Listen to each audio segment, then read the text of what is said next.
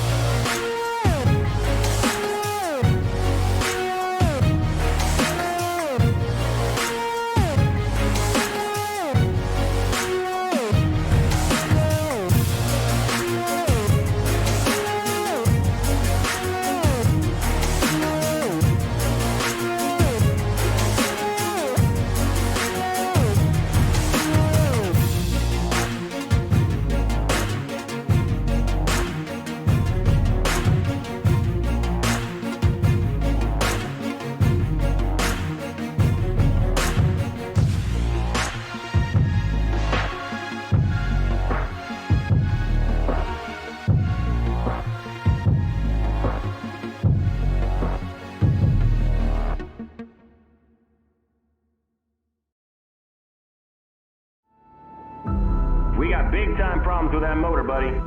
Hey, just between you and me, the idea is to avoid the other cars. Congratulations! You just set the sport back 30 years with that move. That move will put you in the Hall of Shame. You keep doing stuff like that and we're going to lose our sponsor. Looks like that's it for us today. Now I know why you got canned by your old team. It's over. We can't fix that damage.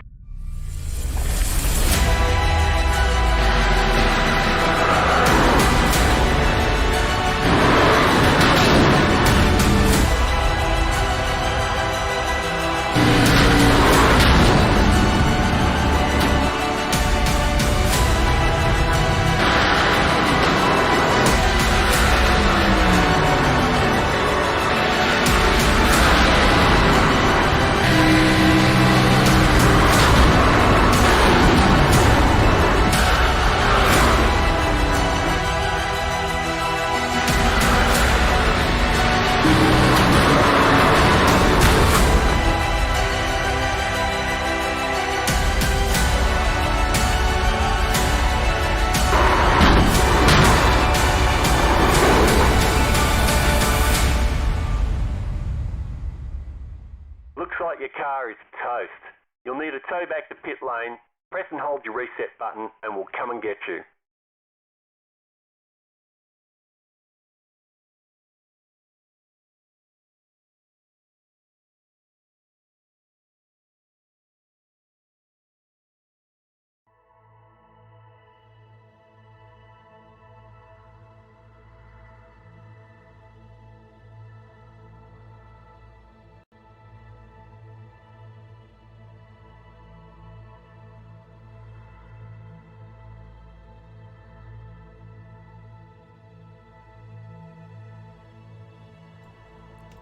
The month of May is in full swing here on RaceSpotTV as we are going to get things started with the iRacing Fixed Indianapolis 500 here on RaceSpotTV. It's going to be myself, Randy Chineth, along with a full crew of commentators. Aaron Likens, Dylan Coyle, and Rob Howden are going to be on the call with me today.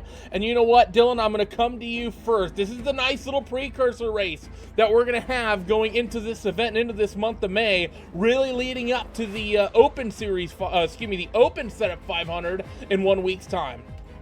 Yeah, well, when you say the month of May, what do you think of? You think of high-octane action, usually taking place at Indianapolis, and this is going to be a fun race, some great action. We've got some big names in this one, and I've got to say, what a way to kind of start off the month of May festivities. And Rob, I know for you this is a little bit bittersweet because unfortunately you would love to be working with the guys at IndyCar Radio and of course doing this for real, but I think this should hopefully get you a nice little bit of a fix as we move towards the month of May here and potentially even going back IndyCar racing as soon as June. Yeah, you're saying the words that could come to my mind as well. I would love to be at the Indianapolis Motor Speedway right now. To be honest, it's Saturday. We'd be there right now for the IndyCar Grand Prix. We'd have USF 2000, Indy Pro 2000, Indy Lights, and of course IndyCar racing on the road course at IMS. I'm loving this though right now because I think everybody knows about the Indianapolis Motor Speedway on Indy 500 race day. You know, the cannon sounds at 6 o'clock. Everybody's kind of anxious, ready to go. Everybody starts filing in. 350,000 plus people end up being there at the Indianapolis Motor Speedway. I'm thrilled to be here with you guys. I'm looking forward to the action here today. As Dylan said, a couple of big names joining us here. I'm looking forward to next week's open race as well, but I want to thank you guys for having me here. I'm super excited and should be fun, man. 200 laps around the best race course in the world. That it is, and you know what? I think everyone needs a little bit of a catharsis here. It's been a crazy 2020. We're at the Indianapolis Motor Speedway in the month of May, and that requires a little bit of tradition. And let's call back to Mr. Jim Neighbors and back home again in Indiana.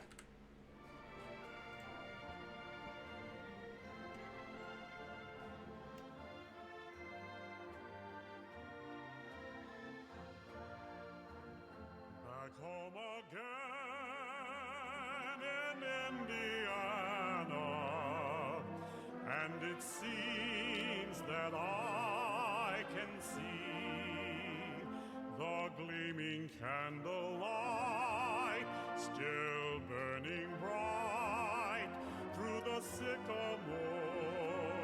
for me.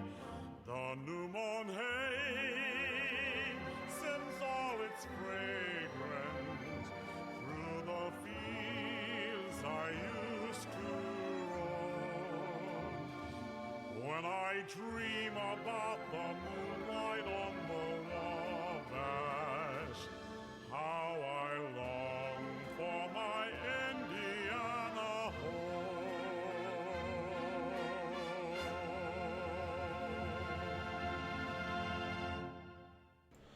And as the opening festivities come to an end, the practice timer will hit 0, and we are about to bring you your starting grid for the 2020 Fixed iRacing Indianapolis 500. Let's take us down what's going to be a fantastic event to start things off. On the pole, the driver, the number 32, Sage Karam, is going to be the quickest driver in the top split for the fixed race this year. And starting on the outside is going to be Brandon Trost. Row number 2 sets the standard of real drivers up front on the inside row. Scott Speed will roll off third with Wilson Neto in P number 4. We roll back to 5th, and Christian Steele, a regular in the iRacing IndyCar Series. He'll start P5 with Chris Cahoe in 6th. Jonathan Goat is going to roll off 7th with Diego Pinto in 8th. We'd take a little bit of a look back. Connor Harrington in the 9th spot with Hugo Olsen in 10th. Riley Thompson and Brian Beard round out the 11th and the 12th spots. We keep moving backward. Nathan S. Lewis, Anthony Emery, they make up row number 7 with Pierre Verne and Michael Overbay on row number 8. Arthur Leist, his brother is not here, Marcus, but Arthur is at least here keeping the family tradition here alive. And Eric Andre will roll off to his outside. Jason Brophy will take the 19th spot with Timu Toika in the 20th position. We continue to move back. Victor Del Porto, one of the Brazilian drivers, in the 21st spot with Alex Saunders in 22nd. Danny Calvo in 23rd with Henry Bennett. And Andrew Prendenville in 25th. In 26th, Jose Soria. Matt Hollabaugh in 27th with Michael Berg in 28th. Remy Laurent in 29th. Eric Troiano in 30th with Tommy Martinez, Pete Sturgios, and Scott Michaels rounding out the 32-car field in the 2020 iRacing Fixed Indianapolis 500. Aaron Likens, you're sort of the analyst here for the broadcast here today. What should we look for as we get ready to go green for 500 miles at the Speedway?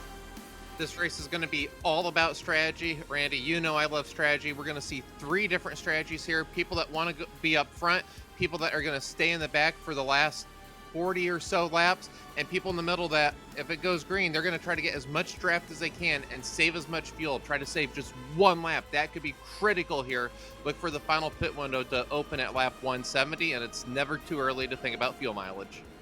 A lot of changes here in 2022. This Dallara IR18 IndyCar, of course, the biggest indicator being the visor that you see in front of the drivers. A recent addition coming from iRacing here for 2020. Definitely change how the cars behave and how the cars perform. We'll talk about that over the next 200 laps around the most famous racetrack in the world. The field is set. The pace truck lets them go. We are green as Sage Karam picks up the throttle. Will come across the yard of bricks for the first time. Look for Brandon Trost to maybe be aggressive. Historically, one of the most aggressive drivers here in Indianapolis on the sim, but it's Scott Speed around the outside who will take that second spot away from that number 12 through the short chute for the first time through the south end of the speedway and off and down the back straightaway. The fight's going to be for the top 3 as Karam, Trost, and Speed Rob are all going to fight for it down the back. They may go 3 wide into 3 here.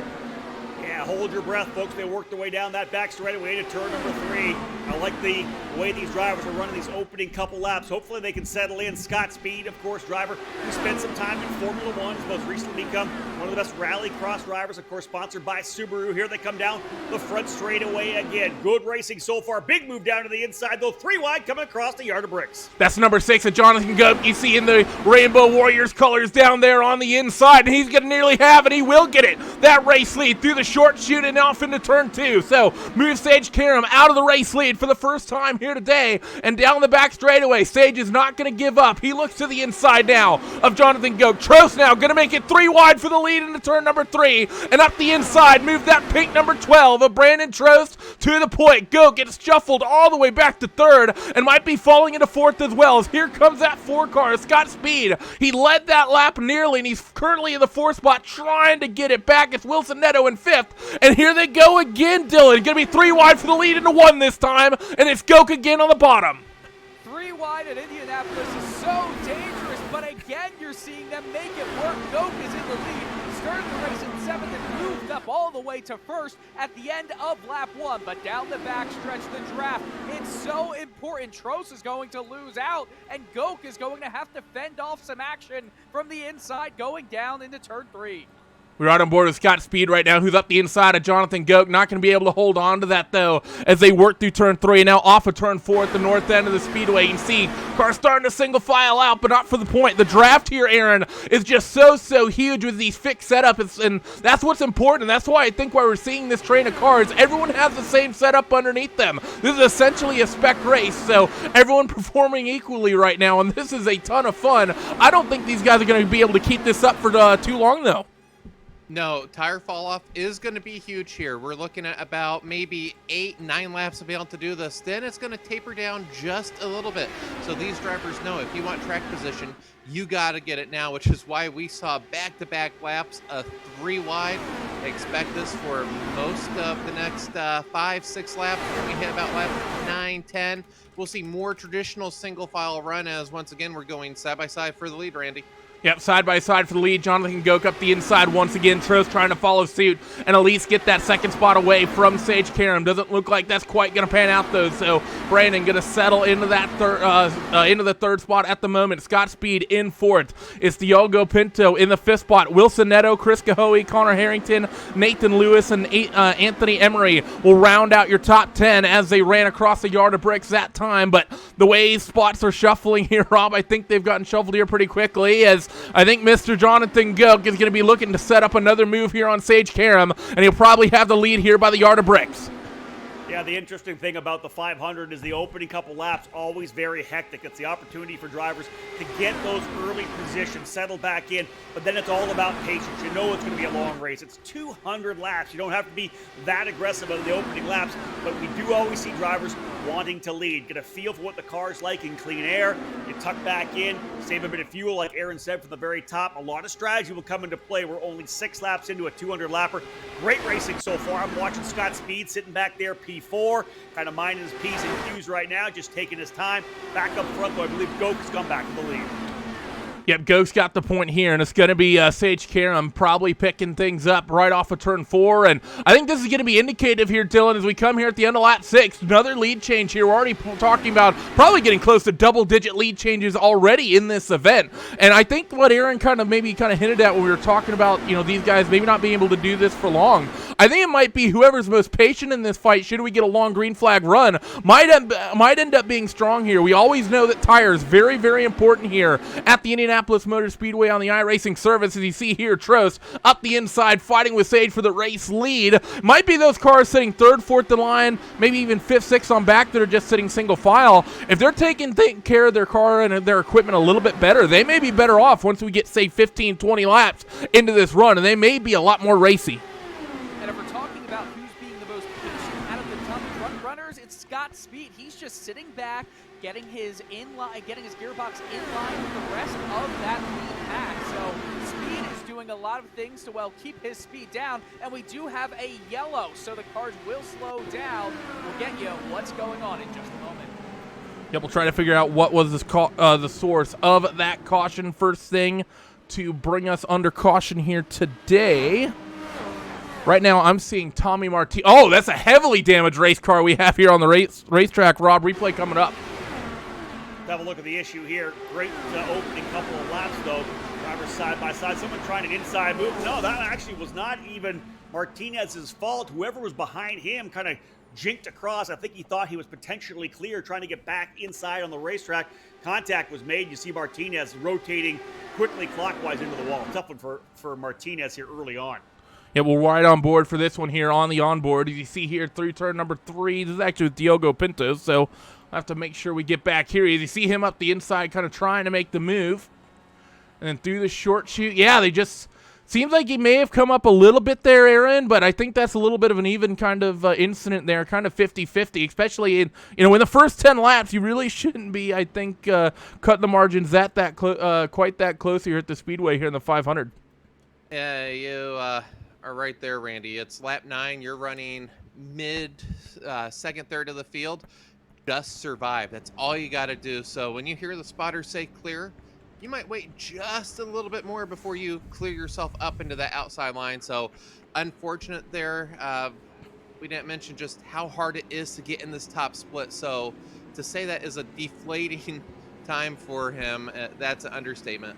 Yeah, I mean, it's incredibly difficult to end yourself up here in the top split. I mean, we were talking, and the times to get into the top 50 were all within a couple hundredths of a second over the course of a 4-lap average. So time's very competitive. But here comes the first test for all these drivers on pit road. Of course, you're not going to see too much shake up in terms of strategy here, except these guys to top the car up, take 4 tires. The tire life, very, very important here at the Speedway, as we've been talking to for a while here, Rob. But, really the big killer here, and I've seen it, is the first time you come down pit road, often you'll, be full of nerves and, a variety of other stuff. It is very easy to miss your pit box here, especially on these concrete pit boxes at the Speedway. Yeah, I think you hit the nail on the head there, especially some of the drivers potentially into this race for the first time, of course, have that nerves. You got to come in and nail it. A little bit of an issue there with Sage Karam, gets on the throttle a little bit coming out of that corner, coming out of his pit box, and almost looped it around. Drivers behind him kind of checking up a little bit. Sage Karam's a guy that has a lot of experience. He's been with Dreyer Reibold on many occasions, been able to run this Indianapolis 500, has never really been able to show his true speed. I'm sure he'd love to be able to do it here. He's an iRacing guy that loves being on the sim, driving anything he possibly can. I think he won last night in a rallycross event as well. So Sage, of course, a tremendous young talent. Hopefully we'll see him again finding some success at this year's Indy 500. But Randy, as you said, that first pit stop, I think everybody's going to be able to take a collective breath now, right? We got those first 9 laps in the books. Drivers are running pretty clean. A little bit of an issue further back, as we talked about. But the guys up front racing pretty aggressively. First pit stops in the books. Take a breath. We'll get back at it. And here, Aaron, I want your take on this one. We have one car that I believe has decided to stay out. That's Hugo Olsen. He's currently registered as the race leader. So we'll see if he maybe decides to come down pit road a lap later and maybe just, maybe he wanted to guarantee he wanted to go to the back. But or maybe, he's trying to make this call and get himself to the front. But, kind of like what you've been talking about, it doesn't sound like the old tires are going to be that competitive. But will the clean air of being the leader potentially make up for that should he decide to stay out here? As we're going to be going green, but if he would have only had 4 or 5 laps on the tires, yes. But I expect him to fall like a boat anchor through this field. Green flag back in the air.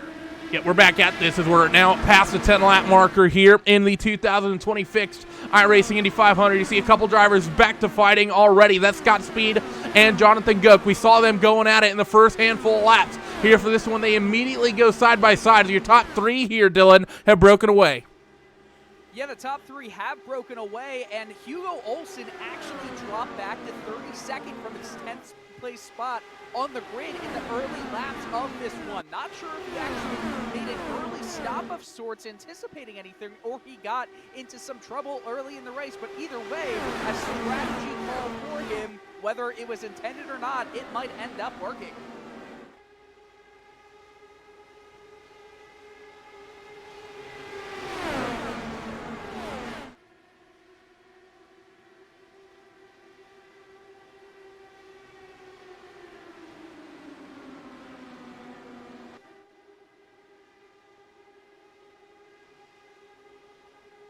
Yeah, Naughty, even just that, Randy, he also got hung up to dry on the outside. Obviously, a little tougher to hold on the top part of the racetrack. Guys are going to want to be down at the bottom, so he is on the outside right now. We saw the top 4 able to slip by. 5th place driver now getting ready to tuck in there as well. But a good start for the drivers up front. Look at Jonathan Gook, though. Immediately goes to P1, able to get by Sage Karam.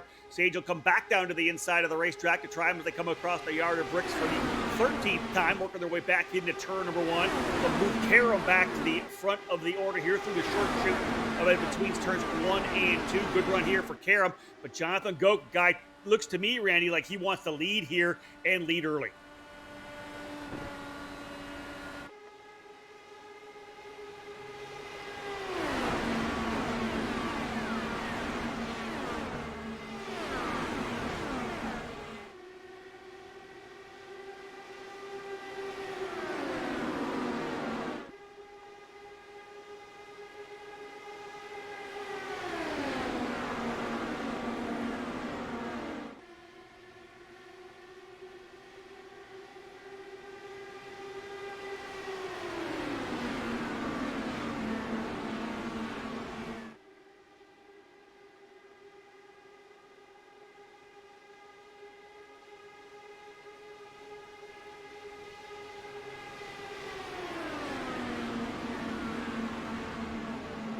Well, you're absolutely right about that. I'll tell you one thing.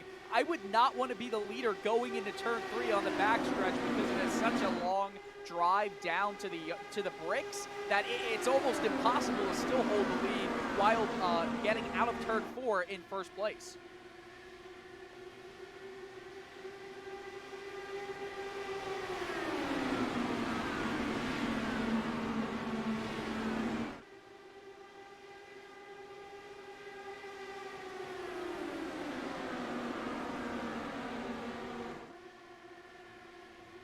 Yeah, the Texans showing great patience early on, and I like to see that in a long race like this, just 15 laps in. Had a good pit stop, able to get in and out cleanly, and to be able to run now P5, showing the patience, the maturity, just take your time. Long way to go, but working your way up forward. He'll make a move now to the inside, going to go potentially here by Brandon Trust to try to get into P4. Too wide, almost into turn number 1. Scott Speed still the leader.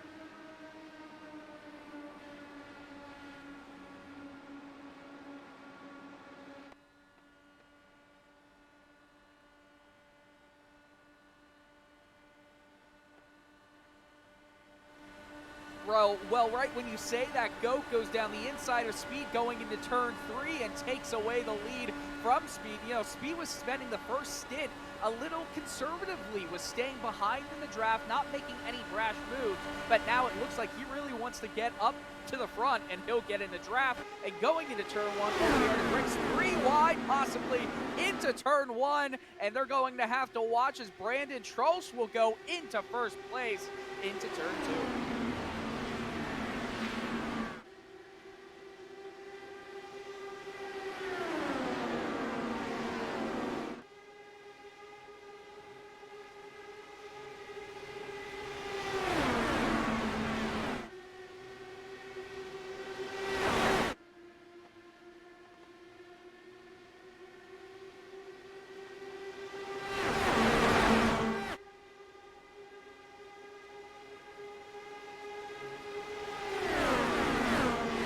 Yeah, so Goak, I don't know if there's a harder driver to pass than Jonathan Goak. And you mentioned this is our first fixed race. There can only be one first winner of any race, and I have to suspect next year we will be doing this broadcast as well with the fixed race. So there's a lot of bragging rights here, and Goak and Trost have raced each other many times, not seen eye to eye several times. I remember when Brandon Trost was a rookie, and he was very quick, but as we go yellow.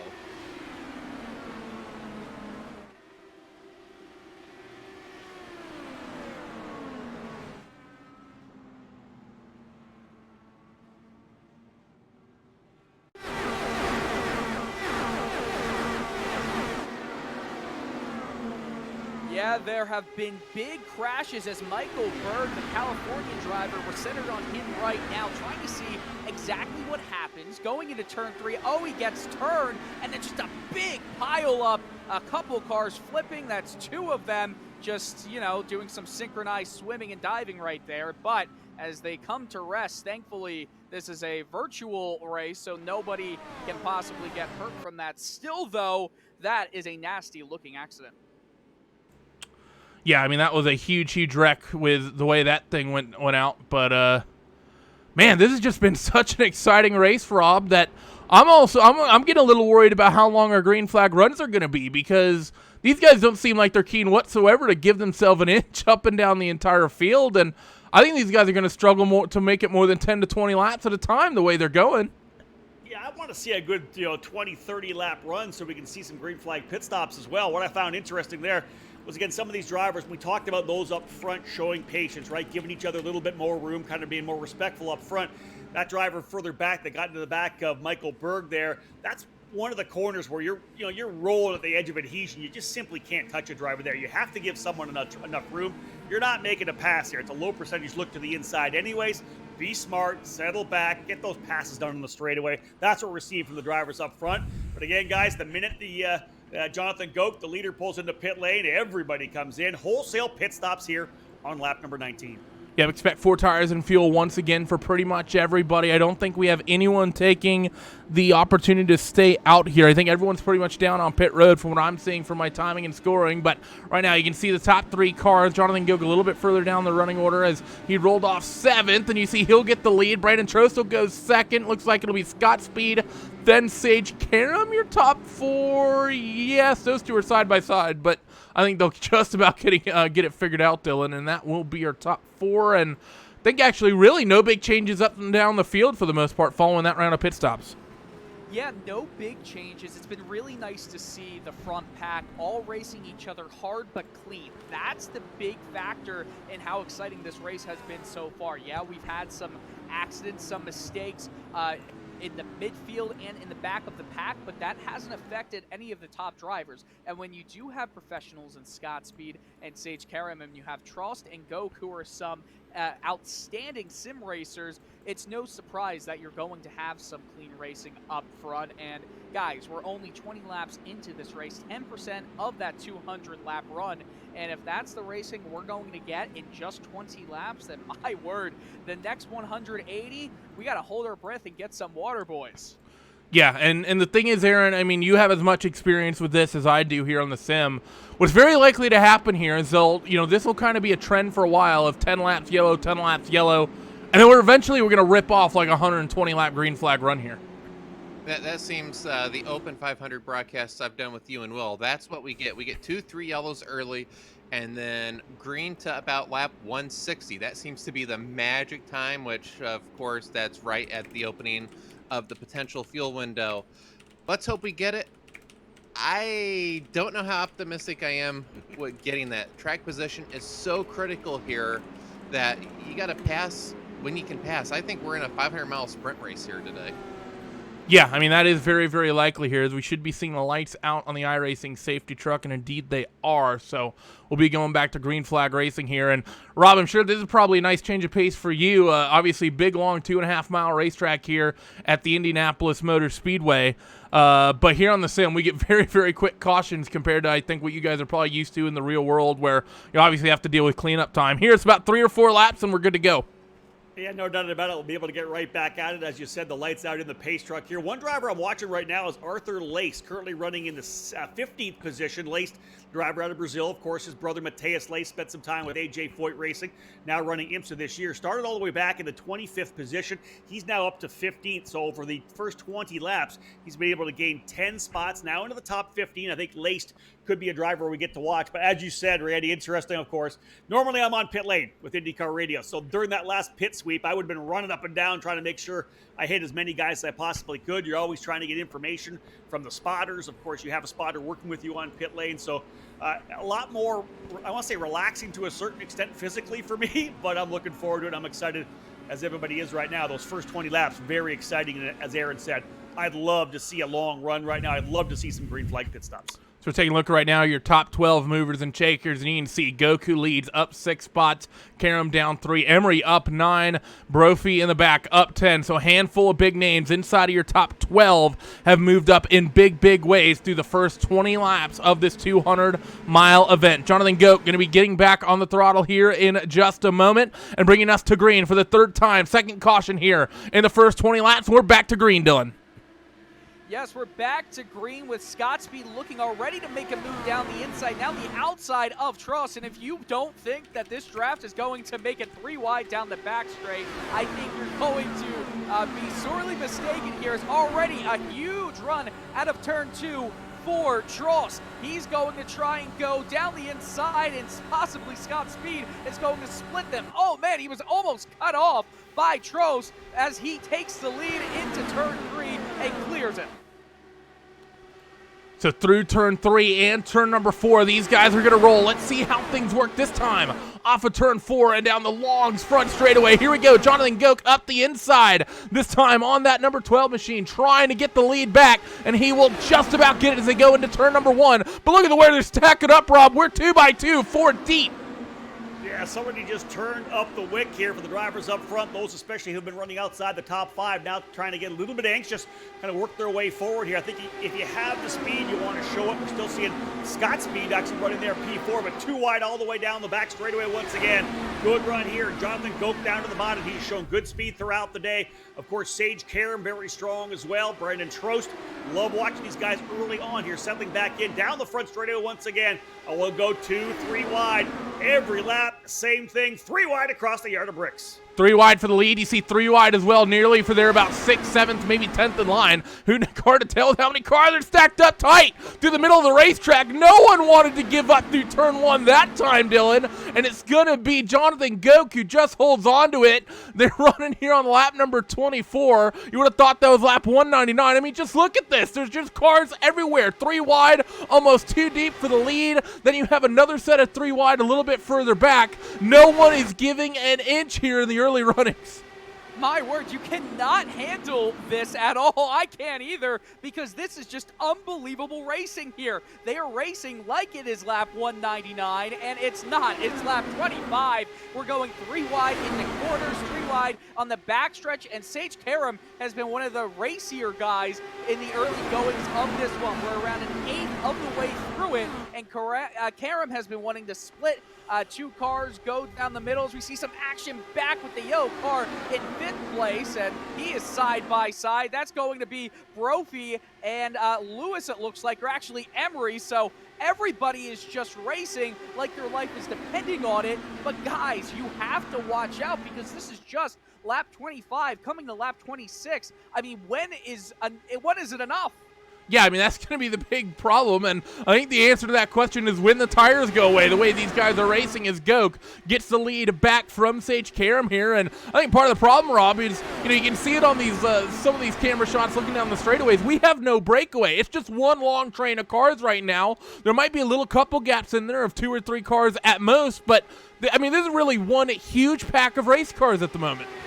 Randy, you talked about the fact that the tires are only good really at their optimum for a certain amount of time, let's say maybe 6, 7, 8 laps. So as they say, you make hay while the sun shines. While those tires are good, that's when you can attack. And Aaron had talked about it at the start of the broadcast. When those tires start to fall off, drivers are going to settle in. You're not able to make those deep moves to the inside. You may not be able to run the outside. We'll go 3 wide again down into turn number 1. These drivers still attacking here now. But again, let's be realistic. In years past, yeah, maybe mid part of this race was more of a settle down, guys just driving around. But, for the last 5, 6, 7 years, it's been an all-out sprint race from the green flag to the checker. You're always pushing. You're always 110%. And that's what we're seeing right here. 27 laps in, these guys are going at it like it's the last lap every lap.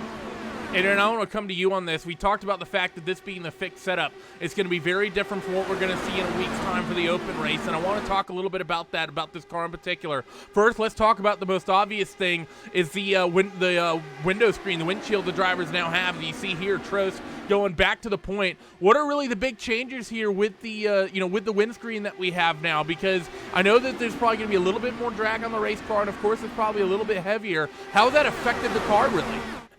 Yeah, it has made it a little bit heavier, especially the dart outs that we are seeing. You need to be much more confident with your inputs now than you did. Also, for those running mid-pack, the visibility, if you are in the middle of the line, you are almost driving blind. So having a spotter is absolutely key, as we got a car loose almost going down pit road. Very close. That was around Hugo Olsen. What a save by Nathan Lewis, Randy. And the mid-pack stuff, oh my goodness, as Rob said, they are just every lap like the last lap. And talking a little bit more about this, Aaron, and this being the fixed set, obviously once we get to next week, it'll be almost like your IndyCar, a standard NBC IndyCar broadcast. We'll be talking about anti-roll bars and weight jackers and everything. These guys don't have those tools to play with, and if memory serves, I don't even think they really get tire pressures to play with here in the fixed set either. So, I mean, what are sort of the difficulties for these guys adapting to that, especially in the dirty air and especially when the tires go away? Because I know from my experience personally, running in these races, I'm all over the weight jacker once we get 10 to 15 laps into the run in the open setups. Once we get late, I don't know what I'd be doing with the fixed setup, not having any of those tools at my disposal. The only tool you have is your steering input and how much throttle you are giving it. Other than that, no adjustments on these cars. So it's hard to make up time, which could be another reason why we are seeing just such a fever pitch up front. So no ability to change weight jackers, anti-roll bars. Yeah, next week we'll be given an engineering seminar on this car, but this week it is just pure driver, no adjustments, and we got Hugo Olsen coming in, so his strategy didn't seem to pay off. Yeah, this has really been a kind of an odd strategy from him here, Dylan. I mean, I can understand, and I actually think he may have just called it a day and towed. He's actually got damage on that race car, so he may have found the outside wall at one point. But Hugo Olsen, regardless, brings it down towards pit road and calls it a day. But, I mean, this has been absolutely fantastic. But we are starting to see, once again, what Aaron was talking about, things have, relatively, things have calmed down out in front. Now, granted, I say that, and I look at a bunch of Indy cars that are basically nose to tail through turns 3 and 4 at the Indianapolis Motor Speedway. But compared to what we were seeing 5 laps ago, I think it's pretty obvious watching these guys. The tires are starting to go away as Sage is making life pretty rough here on Goke, who wants P2, and he's going to get it. It's the broadcaster's jinx, right? Right when you say that Karam wants to go down the inside and get in the first. I actually saw what happened to Olsen coming out of turn 4 into lap 30. He actually smacked the outside wall with his right side tires, and that damaged his suspension. He was not as quick as anybody else going into the turns or down the straights, and that's going to obviously end up his day done. And almost Karam gets into the side of Goke, but he lives to talk another day. And my word, this is like we were talking about earlier, Karam is one of the racier guys here, and it is so, my word, Karam almost got hit in the back left tire by Anthony Emery, who decides he wants a piece of the pie up at the front in this lead pack battle. I'll tell you what, I'd like to be Brandon Trost and Karam right now. They've got really no competition behind them in the draft. Oh, but look at the way this is starting to heat up with Jonathan Goke at the head of this train and drivers wanting by, and Goke is walking on thin ice, I think, right now. Rob, he's trying to cut off as many lanes as he can. I don't know if he's maybe struggling with the handling of that race car or what the deal might be, but he definitely didn't have the speed trying to get around Karam the last time. You can see he's starting to drop off the back of that number 32 VRS Dallara Indy car, and he's starting to get really, really defensive here, and that's what's kind of caused this breakaway amongst the top 4. I think Goke can feel the pressure as we got a car in the wall. Connor Harrington had a little bit of help in turn 1, got turned around. I think we're only going to get away with a 1-car crash, but for Connor Harrington, oh, it was maybe a late dive by Eric Andre, but oh, Connor Harrington, he was running so smooth. He could have been moving up through this field. I think he liked where he was, but if you're not moving up, that's what you risk. When you're making passes, you hold your own fate. When people are passing you, you're in their hopes that they don't come up into you. So it looks like he got hit. Yeah, the onboard didn't really tell the story too much there, outside of the fact that a race car ended up in the safer barrier. So we'll see about getting another angle on this one. You see the cars around him, as we'll need to make sure we shift back over here to Connor. But you see him getting ready to make the move here in the 13. He's it's technically number 44 you see on your screen there, but so he's going to try things on the outside, and I think that's actually Scott Speed. I think he actually just clipped the right rear of Scott Speed there, and that shot him up the racetrack. It's miraculous to me, Rob, that we didn't get anyone else involved in this incident, because, I mean, he's right at the track out point of turn number 1, and that's usually asking for someone to come through and finish the job, but everyone did a really nice job avoiding any secondary contact there. Yeah, kudos for everybody on behind. I think Harrington was running about 8 positions, so a lot of drivers still had to somehow navigate their way through that spin. And as Aaron had said, very surprised that it ended up being just a 1-car accident that could easily have piled up a bunch of drivers. We all watched it. I wasn't quite sure whether it was contact from behind. It just seemed like the car broke loose a little bit. I don't know that he got into the back of Speed. Really interesting to watch the replay on that. Of course, you can get a little bit of net code here as well.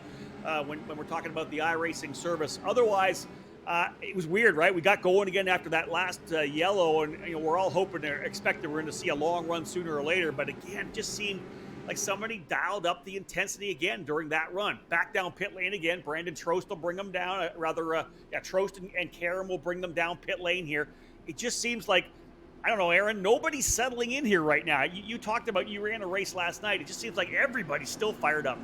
Yeah, and we saw Goke starting to defend. You can defend that bottom, but when you're doing those really tight entries into 1 and 3, you are going to burn those tires. That's why we're seeing such a battle up front. Up front is clean air. Clean air, you aren't going to be burning your tires as much. So everybody wants that clean air, and only one driver out there is really going to get it here today. That's the leader. Fresh tires once again, so when we restart, it's going to be madness once more. Now, Dylan, I'm coming to you with a curveball. So everyone's going to come off pit road pretty much in the order we see him. Trost leads, Karam second, third. That's the order they come off pit road. However, we got one driver that stayed out. And that's the car that was just in the outside wall, Connor Harrington. Huh. Now, Well. I'm going to go ahead and considering the left, I'm not an engineer, but the left rear tire not spinning is usually an indicator that car is not going to go fast.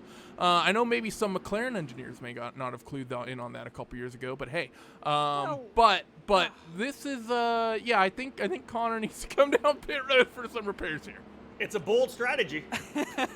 Well, Randy, Rob, I think you guys are missing the fact that he's drafting off the pace truck, so he's saving some fuel and protecting what is left of the. Is there even anything on that front wing? I don't even think the front wing is there anymore. So, God, that is a damaged race car. Could you imagine having to drive that around at even half speed, getting back into pit road? I hope he's diving down now, right? It would be. It would be fun to see him not dive down. But obviously, the right and the safe thing to do is go into the pits because that car is a mess. I think he wants to lead a lap. He wants to lead a lap before he departs. Hey, listen, if you want to put in your bio that and it looks like he did, so I think that's exactly what he did. I think he sped down the pit lane to ensure that he led that lap. So I can live with this. I can live with this. Now maybe there could have been some science behind it, Aaron. After all, if that left rear is off the ground, that's one less tire touching, that's less rolling resistance. Maybe he's onto something. I've heard of super modifieds with like 3 tires on one side and one on the other back in the crazy 60s and 70s. But for an Indy car, I don't know if you're going to be wanting to pick an entire wheel up off the ground at 200 plus miles an hour. But regardless, lights back out here, Rob, and. Well, that was a nice little change of pace there under yellow as we get ready for what's probably the calm is coming to an end. It's about to be storm time again. I'm going to revisit what I talked about during the last caution period. I know we're quick here. We're running down the back straightaway. Arthur Lace, the Brazilian, who started back in 25th. Remember, he had worked his way up into 15th. He is now 8th position. Driver staying out of trouble, running strong, making moves. He's now right behind Scott Speed. So Lace, the driver we'll see in F4 this year, doing a tremendous job up to the 8th spot into the top 10. He's had a tremendous race thus far, being smart. So let's see how things go here, as it's going to be Brandon Trost, Sage Karam, and Jonathan Goke, your top 3, bringing them back to green. Those 3 have been pretty much a part of all the action we've seen at the head of the field since the drop of the green flag, and of course Scott Speed involved in that fighting as well, but he has dropped back to 7th after a couple of those little jockeying for position moments did not quite go his way. But I have a feeling that Subaru-sponsored IndyCar will be back to the front of the field. But look, for the iRacing safety truck to duck down on towards pit road, it dwarfs these Indy cars. It's about 10 stories tall. But here we go, back to the green flag. Trost going to get to the throttle. A little bit of weird snaking strategy as they went down here. I'm not sure if Trost may have gotten loose or not, but Jonathan Goke here, Dylan, he smells blood in the water, and he wants P2 immediately, and Sage is kind of going to give it to him. And we have a nice kind of, first time we've seen these guys strung out here on a restart. Yeah, Karam actually got a bad jump on the restart, which let Goke go by him, and now Goke's going to try down the outside while Karam is trying to split them and go 3 wide. It's not going to work out going into turn 3, and Goke on the outside. Is he going to make it stick? That's pretty dangerous, as there are rows of 2 going back to 4th place, all fighting over this first spot down the front stretch. How is this going to affect those cars behind? You see the cars 5th, 6th, 7th. You can see him darting in and out in the background. 3 wide going into turn number 1 for about the billionth time it feels like today. And who's it going to be this time? Seems like the middle lane wins out. That was Brandon Trost, who's going to lead here through turn number 1. Jonathan Goke, you're going to try to set him up on the exit of turn 2. Sage trying to keep in line here as well as in towards turn 3. Goke's going to get a run up the inside. Who is that in the 41, I believe? No, that's Scott Speed in the Subaru-sponsored entry. He's now back up into the top 4, running for the top 3 now as he fights with Jason Brophy, who's the new player who's joined this top 5 scrap. His car's right up against the outside wall. Yeah, indeed. Jason Brophy coming in, add a new name to the fight up front. We had a little bit of a breakaway there early. We said that they kind of stretched out on the restart, but that didn't last for maybe about a half a lap. Again, Jonathan Goke goes to P1. Brandon Trost right there with him. Speed down to the bottom, that distinctive blue and yellow Subaru livery, back to P3. So Scott Speed on the run, but Jason Brophy really aggressive early on. First time we've seen him in the middle of the fight. Let's try 3 wide down to turn number 3, Randy. Here we go again. 3 wide to 3. Scott Speed's going to try to set the move up on Trost and try to follow Goke through there, but not going to work out for him. But Goke will have the race lead, at least at the moment. Let's see what happens, though. Off of turn 4, you see Scott Speed working the momentum. Great run off of turn number 4 for Scott Speed, and here comes Sage Karam with the draft. They're 3 wide, 2 deep into turn 1 at the Brickyard, and through turn 1, it's going to be Sage Karam and Scott Speed fighting wheel to wheel for the race lead. Off of turn 2, Slipstream might come into effect for the drivers behind. Jonathan Goke's going to hop back into it, and they will not go 3 wide this time. Sage Karam is going to decide that discretion is the better part of valor, and Goke will chop the nose of Scott Speed at the end of the back straightaway in towards 4 once again, and here comes Trost on the outside around turn number 4. This has been a slugfest for these first 40 laps, and they are not letting up. Here comes Scott Speed once again, 3 wide for the point. Once again to turn number 1. Trost wants it up the inside of Scott Speed, and he's not quite going to get it through the south end of the racetrack. Off of turn 2, though, he will just wrestle it away, Dylan, and I think I'm going to have a hard time keeping my voice up for 200 laps at this rate. Well, I don't think they're doing us any favor. They're 2 wide, 3 deep, going into 3, and some drivers are having to slow down, especially on the outside. It's at the point where they're going so fast in the draft that they've got to slow down to restrain themselves from hitting anybody in front. But for the moment, it's Trost in first, but Scott Speed's going to have something to say about that, pushes him to the outside, and it's Speed, the professional, into first place. How about the show from the 2 pro drivers in the field right now, Sage Karam and Scott Speed? What a show of excellence. Yeah, this has been absolutely great. We're also looking at the 22 of Diogo Pinto. He is the yellow and black car you see on screen. As you see Trost and Speed side by side once again through turn number 3. They're going to stay side by side, will not get clear by the time they enter turn 4. And you see Trost, he stays up there and a little bit wide and actually doesn't quite get a great run. And Diogo Pinto might be able to make something work here. But, oh, this is going to get aggressive. 3 wide, 4 wide nearly into turn 1. And Jonathan Goke is going to make a wise decision to lift his right foot that time. That catches Sage Karam out, but that would have been very, very narrow very quickly, Aaron, if we were 4 wide into 1. That would have, I think, taken all these guys out of it. Goke is going to be the first one to take you 3 wide. Very wise not to take it 4 wide there. You mentioned peeking out a little bit. The drivers are going to try to find just a little whiff of clean air, get a little bit extra downforce. When you're tucked up behind someone, you're really working the tires. So if you can get those wings in play by just peering out just a quarter, half car length to the outside or inside of a car in front of you, you're going to get a little bit more downforce, not work the tires as much. And the amount of squeezing we're seeing of cars on the outside going into 1. They can't keep this up for the whole race. This is much like traffic on 465 during rush hour. You're around the same cars the entire time, and they're going to let you in a little bit, but as that exit ramp gets closer and closer, you eventually get sick of that car coming in and chopping your nose. Expect, as we progress, drivers aren't going to be as polite on those cars that are peering up to the outside. Yeah, but I do want to apologize, by the way, to anyone who's fans of any of the drivers in the mid-pack, because like we said, we have a lot of big names up and down the field here in this top split race, but things are just so crazy at the front of the field that we can't really take the cameras away from the top 5. Into turn 1 once again. Up the inside is going to go Diogo C. Pinto. Up the inside of Scott Speed, trying to make that move work. Won't get it done by turn 2, but he should have the slight advantage off of turn 2. But Scott Speed is actually going to keep him honest, and he's actually, I think, think, got the advantage here, Dylan. He's able to keep the momentum up, and actually Diogo's going to fall back to P number 3. So that is something we have actually seen here in the past here at the Speedway, and especially in some of the open races. If, just depending on the way the track comes in, that outside line can actually become very relevant, and it can be tough as the tires start going away for drivers trying to make moves on the inside to keep the speed up, and that's exactly what we saw.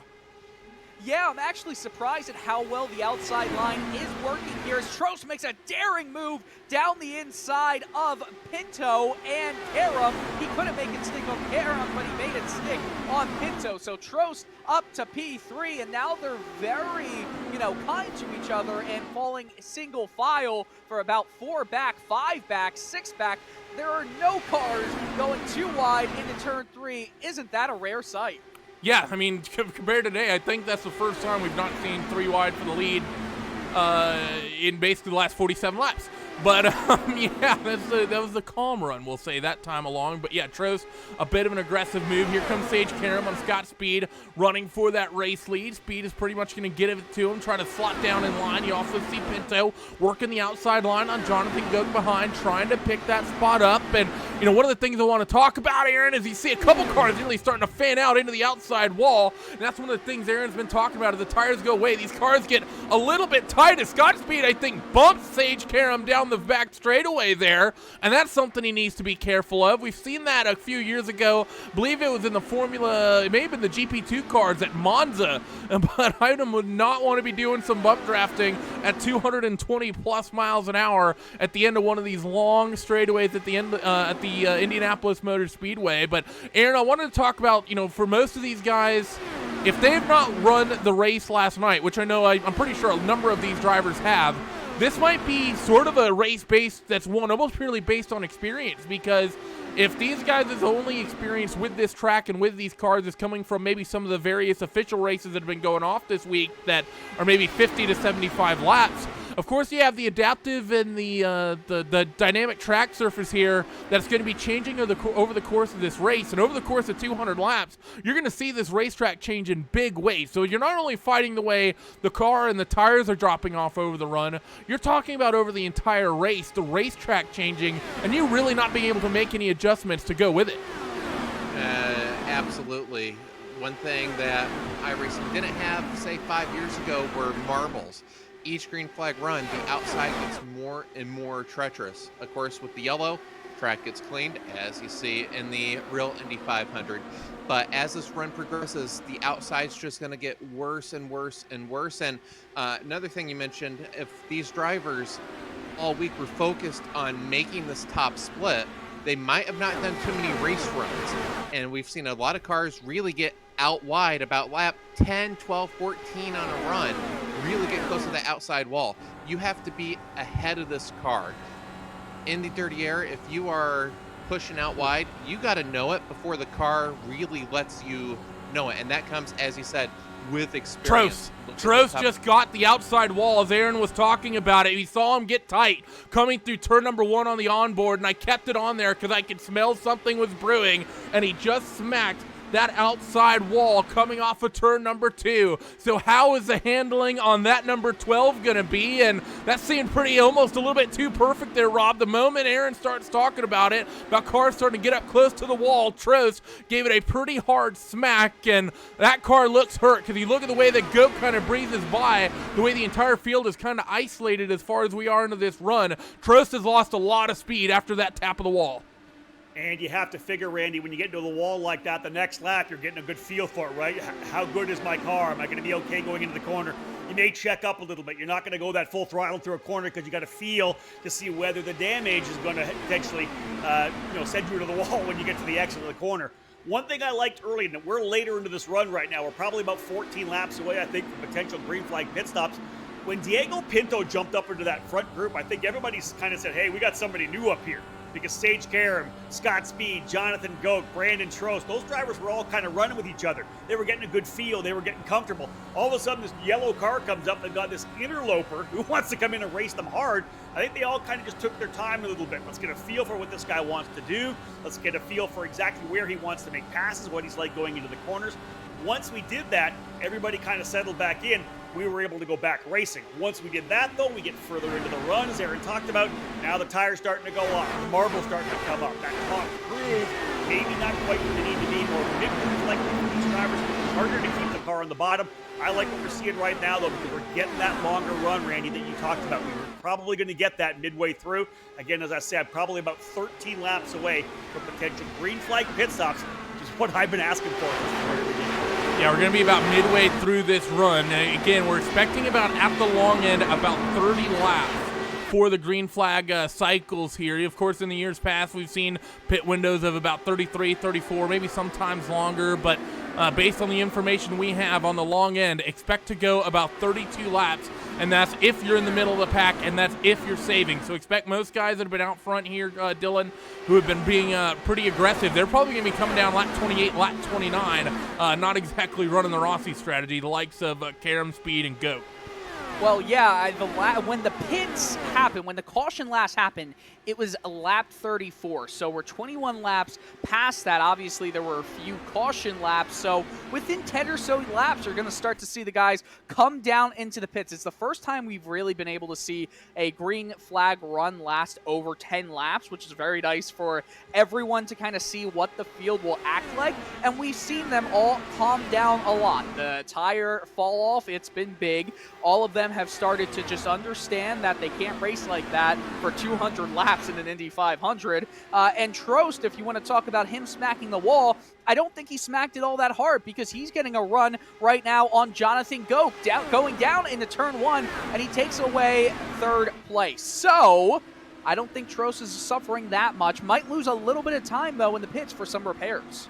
Yeah, maybe. It seems like he's been able to rebound here, and, might just be he lost there, Rob, when he actually smacked the wall. It may have just lost momentum. Maybe he got lucky, didn't actually get damaged, but, obviously you brush the outside wall, the car is going to get light on you. You're probably going to have a little bit of a wiggle, and you're probably going to lose a little bit of confidence in that car, especially the first couple times you go into one of these corners at speeds. So I think, maybe that just ended up being Trost hit the wall and probably unsure what the car was going to do, was just essentially being very, very easy with it. Let Goat go on by. Now he maybe has the confidence back in it, and he's able to hold off Goat here as they go back into one. Yeah, I think the two things you said there were key on. First, number one, he gets into the wall. You got to find out what the car is doing, as I had said before. How badly is it damaged? You're going to take that next corner maybe a little more cautiously. But then we talked about it throughout the early run as well. Momentum is the key. No one's checking up. They're not getting behind someone, of course, when the tires are better. If you got to run, you're going by everybody. This is all about momentum. It takes some time to spool yourself back up again. That's why these guys aren't letting off. If they get a run out of 4, it can be 3 wide. They're not letting off. They're keeping their momentum, and they're going all the way to turn 1. So I think we've just seen that Trost back on it. Everything's spooled back up. He's confident with the car again. That's why he's P3. He's been able to get in front of Goat, able to get in front of Pinto. We're settling in right now, 58 laps down. Like we said, maybe, 6, 7 laps, potentially 8 laps before we see drivers coming into pit lane. Yeah, that's about what we're looking at. We went back to green flag racing on lap number 38 was when the green flag came back out. So we're within about 10 laps of that 30-lap window.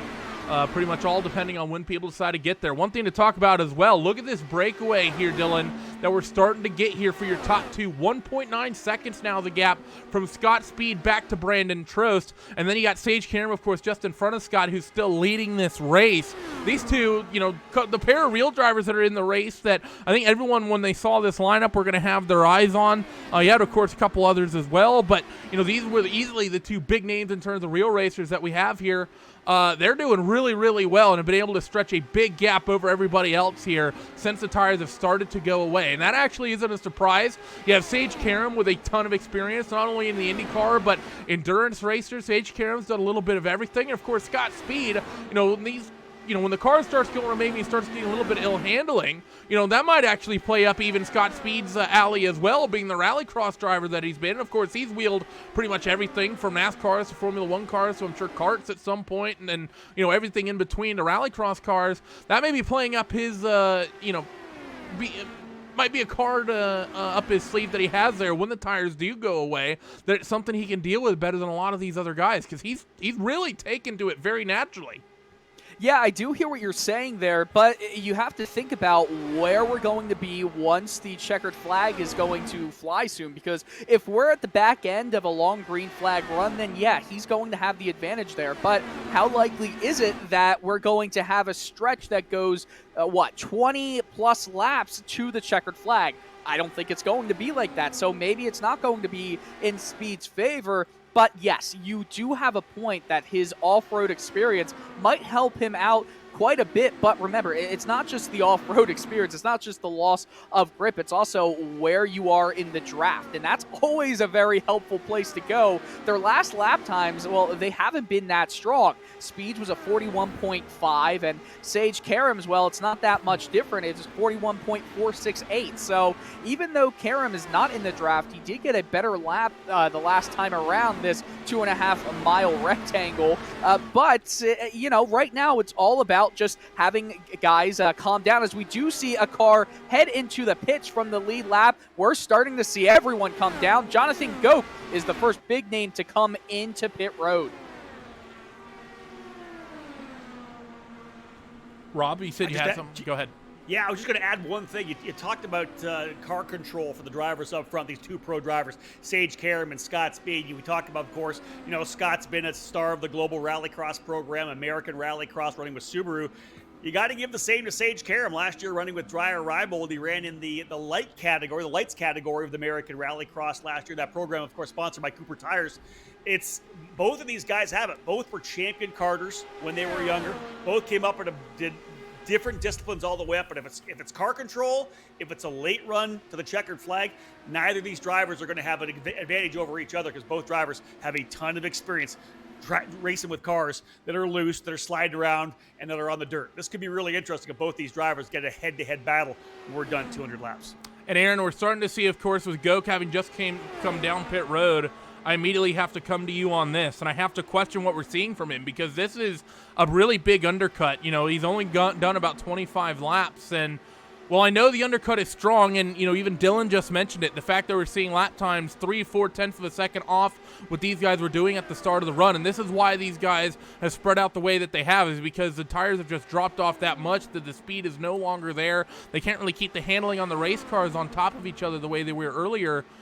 Goke might Goke might even have the lead once these guys eventually pit and come down pit road and cycle off, but I don't like this early in the race coming down and really putting yourself, almost 8 laps into a fuel disadvantage, after the entire field has already been spread out as the tires have dropped off. Because this is, I've seen races here at the Speedway on iRacing in the past be won off a strategy, be won or lost off a strategy like that, and generally speaking, it's the person who takes the fuel risk that loses here. Well, nobody is in this race to race for third or fourth, and if Goke didn't pit there and this went green to the end, that's exactly what he would have been doing. He had to get clean air, fresh tires, because he was losing 2-3 tenths a second a lap, and on a fixed setup, that is a gap that we don't typically see, as Brandon Trost has also pitted. So Trost and Goke, who seem to have never been more than 5 car lengths apart, once again, nose to tail, which that's actually good for both of them. 2 cars will go faster. If they can leapfrog, they can actually go faster than Karam and Speed, which right now they got to make up time. They were 2.5-3 seconds behind before they pitted. And as I just said, fixed setup, we're talking hundreds, thousandths of a second. So to talk about a lead that is in seconds, you got to do something desperate, and that's exactly what they have done. And actually, even, keeping on this topic here, Aaron, we just talked about these real guys, kind of experience and how it might be playing into their strengths. I want to talk about some of the sim drivers specifically, and we're kind of coming to the phase of the race that I think their experience on the sim, even the guys that are used to doing the open races that maybe aren't having the strongest run here in the fixed race. Like right now, we have the camera pointed at the 7 of Henry Bennett, who's currently buried in sort of the middle of the field here in 14th. I think this is going to be the window where a lot of these sim drivers maybe can actually eke an advantage out over the likes of Speed and Karam, who, by the looks of things, have both decided to come down towards pit road. So green flag pit stops for your race leaders. Those more experienced drivers there and may, have a little bit better of an idea of what to do when they come down pit road here, if they're going to short fill or not. It actually looks like Sage may have missed his box, so we're probably going to be seeing a lead change here once these guys come off of pit road. But names to watch here, I think, after this round of pit stops, maybe the likes of Trost, Steele, Henry Bennett, even Wilson Neto. A lot of the, kind of super experienced sim guys, Riley Thompson in the mix there as well. They may have the strategy a little bit more figured out than likes of Sage and Scott. Yeah, they pitted last lap, and what drew them in was that Goke went 0.6 of a second quicker, so they could not stay out anymore. They pitted. Earlier, you mentioned we weren't really focusing on the mid-pack, and for the mid-packers right now, that's exactly what they want. While we've almost been desensitized to 3 wide, they're sitting back, they're biding their time, they don't want the spotlight right now. When we get to the latter third of this race, expect us to mention names that you just mentioned on the run-up on strategy on who might get it better. Right now, they don't want to be up front. They're happy where they are. They might need a yellow or two to get back up there, but right now that mid-pack is exactly where they want to be. They don't want to be part of the 3 wide stuff that we've been seeing. Yeah, I love that insight, Aaron. Those guys just sitting back there in the woods, right? You don't even watch us. We're good back here. You guys battle as much as you want up front. Funny thing is, I know that obviously iRacing, a lot of these events, that comes down to fuel. You got to take care of the fuel strategy, as Aaron had said. It's common thought in the paddock with a lot of guys, especially the Indy 500 or any one of the races on the NTT IndyCar Series, that you want to pit on the front of a fuel window, only because you get that pit stop done. We've seen a bunch of yellows here. Now, of course, we're on the long green flag run that you guys talked about early. You figured we were going to have some wrecks early, and then we're going to get a run going. With the amount of yellows we had, I guarantee a lot of these guys that came in early were also thinking, hey, you know what? If we get another one of these yellows, I'm going to be able to cycle to the front of the field. We see that all the time in the NTT IndyCar Series.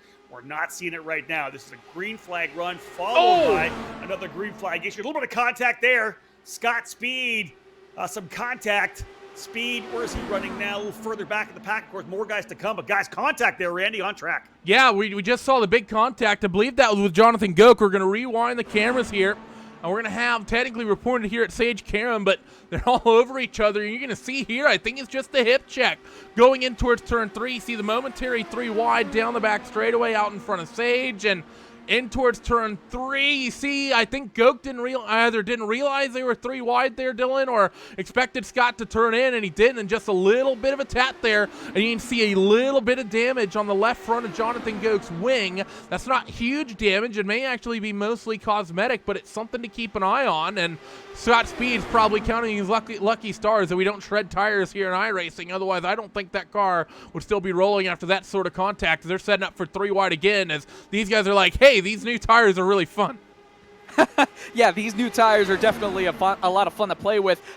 We were talking about a possible yellow to help some of the guys who are staying out longer than the rest of the group. I didn't think any of us would think it would come from the provisional first place group. But it almost did. I think Speed was just trying. He had so much momentum going into turns 3 and 4 that you just got to send it. Lick the stamp and send it, as Daniel Ricciardo would say. And sometimes you just have to do it. A lot of the guys up in front still trying to see if they're coming into the pits. We've got Vern in the pits. So, yes, it looks like, except for possibly, I'm trying to count the number, 5 or so guys, 6 guys that are still yet to pit. We see actually it's Scott Speed back in the lead. So we could say with confidence that now Scott Speed is the leader of this race. And Aaron, some of those guys that stayed out, they actually managed to get some really good fuel economy. I think we may have even seen a driver just about hit 33 laps there. I mean, that's not something to sort of, forget about, because, most of these guys, we're looking at the leaders right now. They came down around lap 67, and of course, Jonathan Goke coming the earliest. He came down about 5 laps before that, as we're just waiting for a timing screen to get updated here. But, for the likes of Jonathan Goke, who came down pit road on lap number 61 rather, was technically his end lap. I mean, those guys going 5 laps further. I mean, if they can do that for a couple of runs, I mean, you're talking about cutting out a stop. Yeah, going back to our 2016 Open race, before Rossing a win was a thing, our winner that year on here did the same thing. And if they can do 33 laps the rest of the run, you are exactly right. By my calculations, they'll run out on lap 201. Taking out that one stop.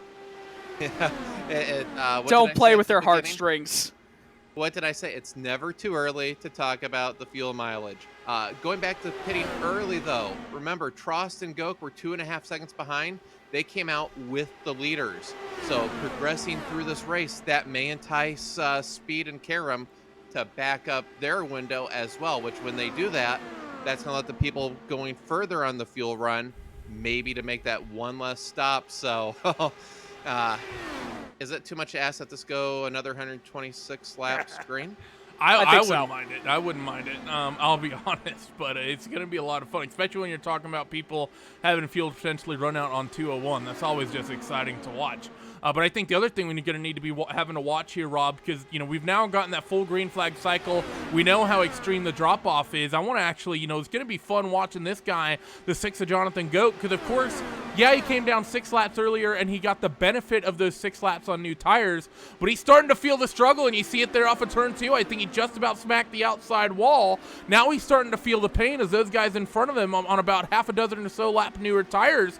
He's just not able to really keep up with them, and he's just slowly fading away. He has that little bit of damage on the left front from getting into Scott Speed 3 or 4 laps ago that I think may be playing a part in this, but I think he's also just struggling with the tires now, and you can see the gap from Brandon Trost to him is just growing and growing.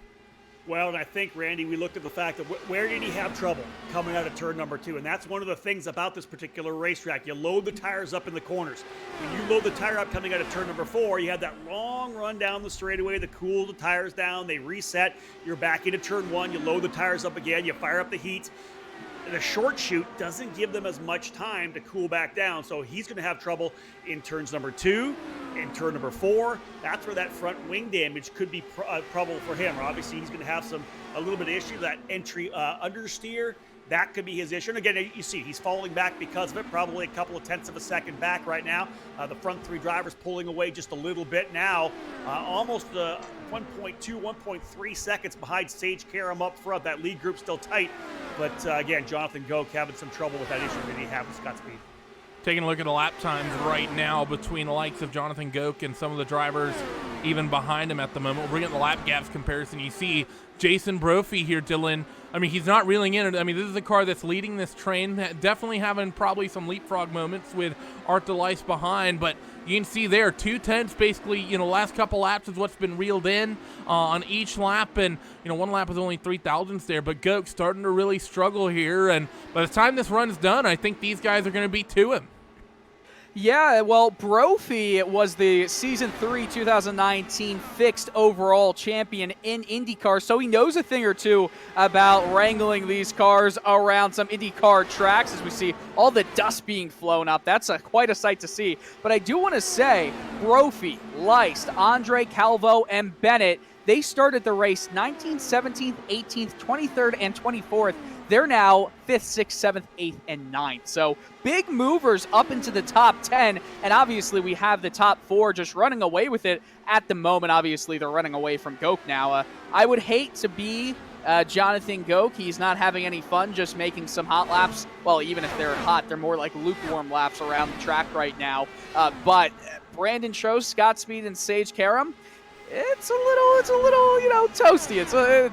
There's definitely some aggression that is not being shown by any of those 3 right now. It's definitely the case. And Aaron, when we were getting ready to come to green flag stops, I mentioned his name with a lot of the other regulars, and you mentioned the fact that he was someone to watch even though he's sitting buried in the mid-pack. Look at where he's ended up after the pit cycle. Henry Bennett going from I think he's about 14th, 15th if I remember right, and now he's in the top 9, and that's after, not really a lot of laps. That's within about 10 laps of the pit window. So Henry having an excellent probably in-lap and out-lap cycle, able to make up big gains. And you actually see, we basically have the leaders in the same camera shots. Now, granted, they're about halfway, 3/4 of the way down the front straightaway, but I'd say if you're Henry Bennett, that's not unobtainable with the, as many laps as we have still to go. He's still more than in this. And he's currently, I would argue, of our Indy regulars, at least those not amongst the leaders, because Trost and Goke definitely fit into that as well. Henry Bennett's kind of doing the best of the kind of current guys that run a lot, and Trost and Goke don't really run in these cars, kind of week in, week out, the way the likes of Bennett and Steele do. Absolutely. And one thing is obtainable. Absolutely. The draft, if you're within about 2 seconds, you are getting that toe. Later in the run, that's going to make the corners a bit miserable. But if he can stay at this window next time we do green flag stops, well, if we do green flag stops, he is going to get that super run. Expect lap times to be in the 40-second bracket with clean tires if you're 2 seconds back. Coming into the pits, that's where you can really make up time on a fixed setup. So that repetition week in, week out, that's where it's going to be made, and expect him next pit stop. If he can do the same thing, he will be leading the second pack. And also, I just want to get some pit stop delta time for these guys. You had Sage Karam. Sage with a long stop at 11 seconds, but remember, he actually slightly missed his box, and he actually came out behind Scott Speed during that run. Then you have Scott Speed there at a 9-second stop. 8.3 for Brandon Trost, maybe a slight underfill there. 8.3 for Jonathan Goke as well. Let's check in on Henry Bennett. And he came through at a 9.2. So what I like here, Aaron, is it doesn't seem like Henry underfilled the car. So that means he did that, picked up all those spots on pure pace. Oftentimes it can be easy to see guys basically come down pit road, take tires, and maybe they take a short tank of fuel and they might jump a bunch of spots. But instead of going 30 laps on the next run, they're going 23, 24, but that shows that Henry has the speed. Rob, what do you got? You know what? We talked about the fact that Henry Bennett's done such a great job in that number 7 machine working his way forward. And we've been focused, Randy, as you said, at Sage Karam, Scott Speed, Brandon Troth, Jonathan Gope, watching this incredible battle up front, drivers 2 wide, 3 wide. Going a little deeper in the field. How about Alex Saunders right now? Currently running in the 12th position in the number 14, turning really good laps in a solid pit stop. He started 32nd, essentially on the very tail of this field, almost at the very 33 drivers start. He's 32nd, tremendous run. He's worked his way all the way up to 12th position. I like these first couple of stints. We're almost at the halfway point right now. Alex Saunders, I don't know whether he has the speed to be able to try to find his way to the very front, just like Henry Bennett. A good stop, 9.4 seconds as you head up on the graphic. Full fuel for him too, but I just wanted to give Alex a little time in the spotlight. What a great run. Starting at the very tail of the field, up into the top 15. We have one driver to pit lane. This is really early, Aaron. I was going to get ready to go back to Dylan, but Aaron, this seems well and truly early for Brandon Trost. We just went through the pit stop times, and I didn't think Trost had done much of an underfill at 8.3 seconds. I thought that would have been in the ballpark of a full stop, maybe on the short side, but that's only about 20. I mean, that's only a 20-lap run from Trost. So he seems to be going the complete other way on the fuel strategy. So you have a handful of guys that maybe are trying to stretch this all the way to the end of the race and maybe cutting out a stop. Trost is seemingly going all in the other way, basically saying, I want a light race car and I want new tires a lot. We had a yellow earlier when I was talking about Trost when he broke onto the scene as a really young kid, going back 6 years to the six years ago, back to the 16th. Hey, don't make me feel old like this. Oh, I know. Anyway, Trost got into the habit of doing the most radical strategies. Going further back with Yang O, some of his strategies, I remember Will and I going, there's no way this is going to pay out, and it always worked out for him. Trost got down that same path on some of those most radical strategies, and I have to think right now, pitting, whether you pit 10 laps from now or now, it's still the same amount of stops. So he's doing what he feels he has to do to make the strategy work. The one thing I don't like is he has no drafting help right now. The leapfrogging, if he would have one other person to work for him, if they could leapfrog down the straightaways, I think the strategy would work, but right now, no help. And not to sound like this is NASCAR at Daytona or Talladega, but when you are leapfrogging with another car, if you are working together, you can make up 3-4 tenths a second a lap. Right now, he's all alone. That'll make the tire life go longer, but right now, speed-wise on the straightaways, not as much as if he had a car within a second. Jonathan Goke also down into and off of pit road, and we actually saw him there, Dylan, with a long pit stop, pushing out to about 14 seconds. He actually got repairs on that car and likely replaced that front nose cone, so he should be back up to speed. The problem for Jonathan Goke here now is he's actually lost a full lap. So even though he had the light fuel, fuel fill because of course, the timing of the pit window, he's lost a lap here. So caution would be disastrous for him. But that said, he's not actually too far off the back of our race leaders. So I don't know. I'm not this pit strategy from Trost. has me a little bit confused, I'll be honest. Gokes makes sense because he had repairs.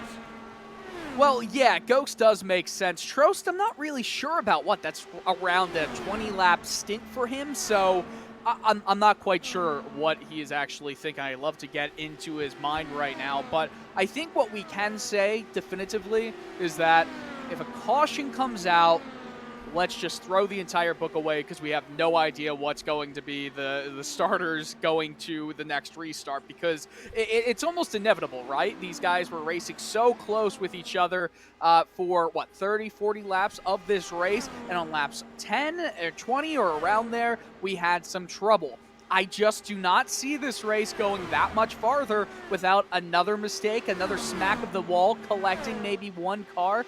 I can see it coming up really quickly, and maybe I did the opposite broadcaster's jinx. We'll have to see. But it's really been calm at the front of the field. In the mid-pack, though, you've got a lot of guys separated by just under a second. In fact, all within 1 second of each other is Saunders, Beer, Thompson, and Del Porto, and just behind them, Prenville, Toka, Nito, and LaLauren. So all 8 drivers separated by 2 seconds. If we want to talk about the action in the pack right now, that is where it is. Just like in Formula One, the midfield is the best place for the action right now. Aaron, you said here in our production chat that you may have cracked the Da Vinci Code. That is Tro's strategy. What do you got? So Trost is one of the fastest drivers all by himself. He can hot lap with the best of them. And so far at this race, we have seen that Karam and Speed are really in a class of their own for tire management.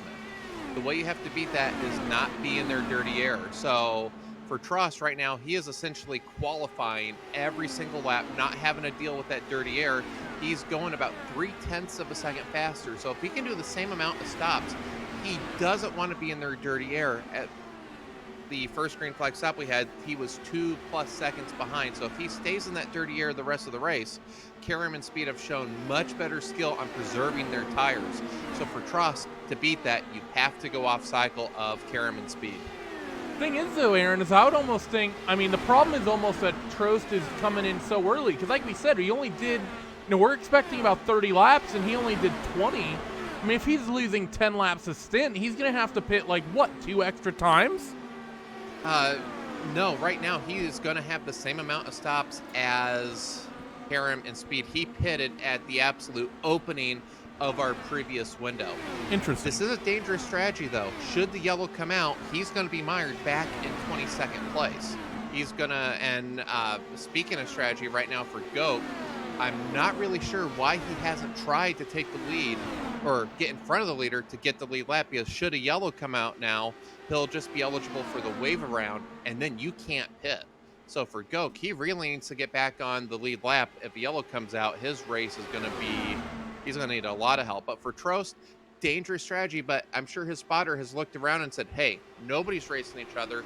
It's single file. It's worth the gamble. And for Trost to win this race, I like what he's doing. It's radical. That's what we see out of him most of the time. It's radical, but if this goes green the rest of the way, I like his strategy. He's not going to have to play the tire conservation game. He can go full out every single lap. It's going to be a lot of fun to watch. We have, Rob, it seems like we have a lot of things in the pot right now cooking. We got some people trying to cut stops. We got some people playing tire conservation. We have some people that are basically wanting to do the Michael Schumacher strategy of come down pit road, give me a fast race car, and I'm going to go out and basically set lap records every single race. This is setting up to be a fun one, and I know Dylan maybe wants some caution to see the crazy 3-wide, 4-wide that we had earlier, but I'm not going to lie, I'm kind of in this for the slow burner here. I think this is going to be a blast. Oh, by the way, we're already approaching halfway. You know what? One of the things any of us love when we're calling a race is different storylines, right? And I think for Jonathan Goka and Brandon Trost to be number one, to be able to roll the dice like that, because you got to think, how's this race going to shake down? Am I going to run and go head-to-head with Sage Karam and Scott Speed? They're probably on Twitch together. They're probably on the same Discord talking to each other back and forth. How do I set myself up? Is it good for me to go head-to-head like this battle for these 3 drivers for the win? Or do I roll the dice? I love what Aaron's saying. Let's do something a bit different. Let's go out and turn qualifying laps. Let's make sure that everything cycles out. I'm going to be out front of them when we get done that last pit stop. Yeah, he's going to have to go deeper in the stint potentially, but if he's able to run clean and the car is strong, he feels good about the way he's taking care of his tires, I really like the different tire management myself. I will give you an update on Alex Saunders. I talked about the fact that he started deep in the field, worked his way up to 12th. He's got some front wing damage as well. The left front of that wing is damaged. He's struggling. He's running the high side of the racetrack. He's getting eaten up by drivers. Riley Thompson got by. Brian Beard got by. Victor Del Porto just got by. So Saunders has fallen back to 15th. He's the driver who needs that next pit stop. And I know we're pretty close, I think, to the end of that first window. So we're going to see a lot more drivers, I believe, duck down pit lane here pretty soon. Yeah, we're coming up to it. Alex was one of the last ones to actually hit pit lane, though, of everyone that came down pit road. He came in on lap number 70, so he's only 25 laps in. And if he thinks he can maybe go a little bit longer here on the fuel, he may actually push that out to the extreme edge. Again, our race leaders, we saw them come down, Dylan. Lap number 66, the in-lap for Scott Speed. And actually, I believe we've had Sage Karam come down pit road this last lap. So now we got a little bit of a fuel advantage here for Scott Speed over Sage Karam, able to go at least one lap further. But Sage coming down pit road, and this seems like a much cleaner stop for him. He's off and away, 4 tires and a full tank of fuel for sure. 9.1 seconds, not seeing the 2-second error that time, and Scott Speed is going to follow him down 2.5 miles later. Well, look who just went right by Karam. That was Brandon Trost. So Trost is going to be in front of Karam, I think, once they all get to speed. So Trost is playing maybe the long game here. His 0.3 seconds a lap faster strategy, well, it might have paid off big time for him. We'll have to wait and see, because remember, we saw this the last time as well, Aaron, when Sage and Speed came off pit road in relation to Goke. There is a bit of a flip-flop with the tires, and even though Trost has been out there running fast laps the last handful of laps, we're going to see Karam and Speed kind of come out and have the pace advantage, and that, I think, is going to be the tester there to see if Trost's strategy is really working out. It's not just the time you gain when you have the advantage, but it's the time you lose when your competitors actually have the advantage as well. Yeah, for this to pay off for Trost, he's got to, and he's right on the cusp of it, of not allowing Karam to get his draft. The worst thing for Brandon right now is if he gets in that dirty air, his tires are much older than Karam, so it's really role reversal now. But for this to work for Brandon, he can't allow Karam to get that draft, which I think he's going to just get a whiff of it. Well, yes, Sage Karam a 40.9. When you're running by yourself, a 41.4, 41.5 is to be expected. So Brandon now gonna be on the defense, which I don't know how much defense you can have when you've been out for a dozen or so laps and the car behind you has got fresh Firestones. Jason Brophy coming down pit road as well. He's kind of the longest going of some of your leaders. Arthur Laced actually here, Rob. He's going long as well. We kind of highlighted him a couple times and how he's sort of settled in towards the tail end of the top 5. He currently leads here, and he's going to be, I believe he was running 5th or 6th before we saw this last pit stop sequence, but he's going a little bit longer than these guys too. So we're not only seeing big drastic differences in strategy, but of the 3 main strategies we're seeing a bunch of people doing it a little bit different. Some people going a little shorter with each option, some people going a little longer with each option. The only person who's really doing a strategy where they're the only ones doing it is kind of Brandon at the moment. Yeah, Arthur Lace coming into pit lane here right now from the lead, as you said. He's been running very strongly, has a good run going, worked his way up into the top 10. Hasn't been able to work his way into the top 5. Kind of got into the top 10, stalled a little bit at that point. He's into pit lane here right now, going to knock that stop out. Let's see what kind of a stop that Arthur Lace can do. Again, his brother running for AJ Foyt Racing last year. Good to see him in the IMSA program with JDC Motorsports this year. 8.7 second stop. That tells you just a clean stop in and out, but what do you think? Full of fuel, or did he get it all in? That's the interesting thing about an 8.7.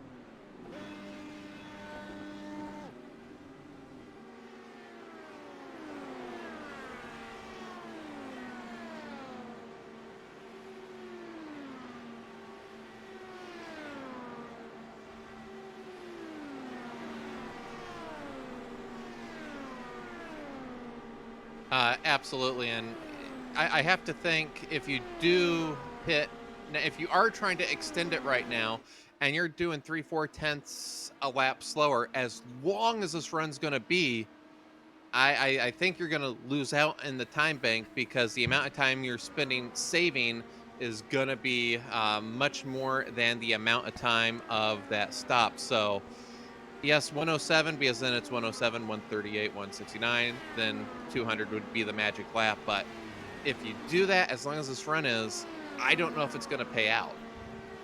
Yeah, it's going to be really, really tight here on the numbers. We're keeping an eye on some of these cars that have yet to come down pit road, because I want to see how close they can get to that number. Sage Karam has, for reference, gotten around Brandon Trost. So Aaron was talking about how important it was that Trost didn't let Karam get into his draft. Well, Karam did better than that. He got into the draft and he passed him. Right now it's Pierre Verne, Brian Baird, Riley Thompson, Timu Toika, Remy Lorraine, and Chris Cahoe. Actually, take that back. Cahoe's just down pit road. So 5 cars at the moment, it looks like right now, Dylan, that we're waiting to come down pit road, and they're starting to inch closer and closer to that 107 number I kind of threw out, basing it off of 31 laps, that if you multiply that by 3, you get to a 93 total lap count.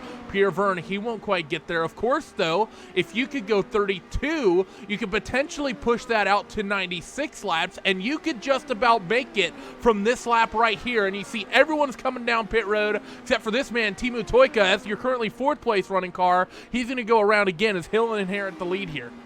So Toika is the lone driver that has the shot to do it in, 3 more stops. I'm not quite sure if he's going to be able to make it, especially with everyone diving down right now. I mean, you got to go 7.5 more miles, and every lap we're going to just get a little more tense, a little tenser, and I don't know, guys. I think it's going to come down to the wire. Obviously, we'll see him come out of turn 4 and make his decision on whether or not he wants to come down, and he is coming down into pit lane. So that magic 107 number that you were just talking about, Randy, no one likes it. So I don't know if we're going to see anyone try to stretch it out Alexander Rossi style. If it goes green for the rest of the race, it will be a splash and dash, but the question is, who's going to be dashing? Oh, and Toika actually overshot his pit box, so that's going to cost him time, as Sage Karam and Scott Speed are the 2 men in front, with Trost right behind him. So Brandon Trost didn't do such a bad job with the strategy right there. It's going to be cater of how he performs, though, in the next 10 or 15 laps to see if it actually was a good one. Not sure, but we see Karam and Speed up front. These 2 are really the men to beat today. Yeah, I mean, they've been really, really strong. And I have to say, Aaron, of everyone who's maybe trying to stretch the fuel, Timu Toika has to easily, I think, be the favorite after hitting that. Because like you said earlier, and even going into the top of the show, 32 laps, if you can get to the slipstream and be sort of in the mid-pack of the field, is about the long end of doable. That's sort of the longest you can potentially go without starting to do some crazy fuel savings shenaniganry. And, Timu, if he, at that 32-lap count, he could actually get to the end, I think, from when he just came down pit road. Everyone else would have to try to figure out how to get at least a 33-lap run out of one of their stints. So right now, I think of everyone who's doing the fuel saving, I think everyone is short except for the number 1 here if this goes green. Exactly. And next week, we're going to be talking and theorizing who's running what fuel mixture. This week, everybody's got the same. The only way you can save is by lifting off the gas. The best way to do that, draft. You want to be at the end of a train. Right now, he has 3 cars in front of him.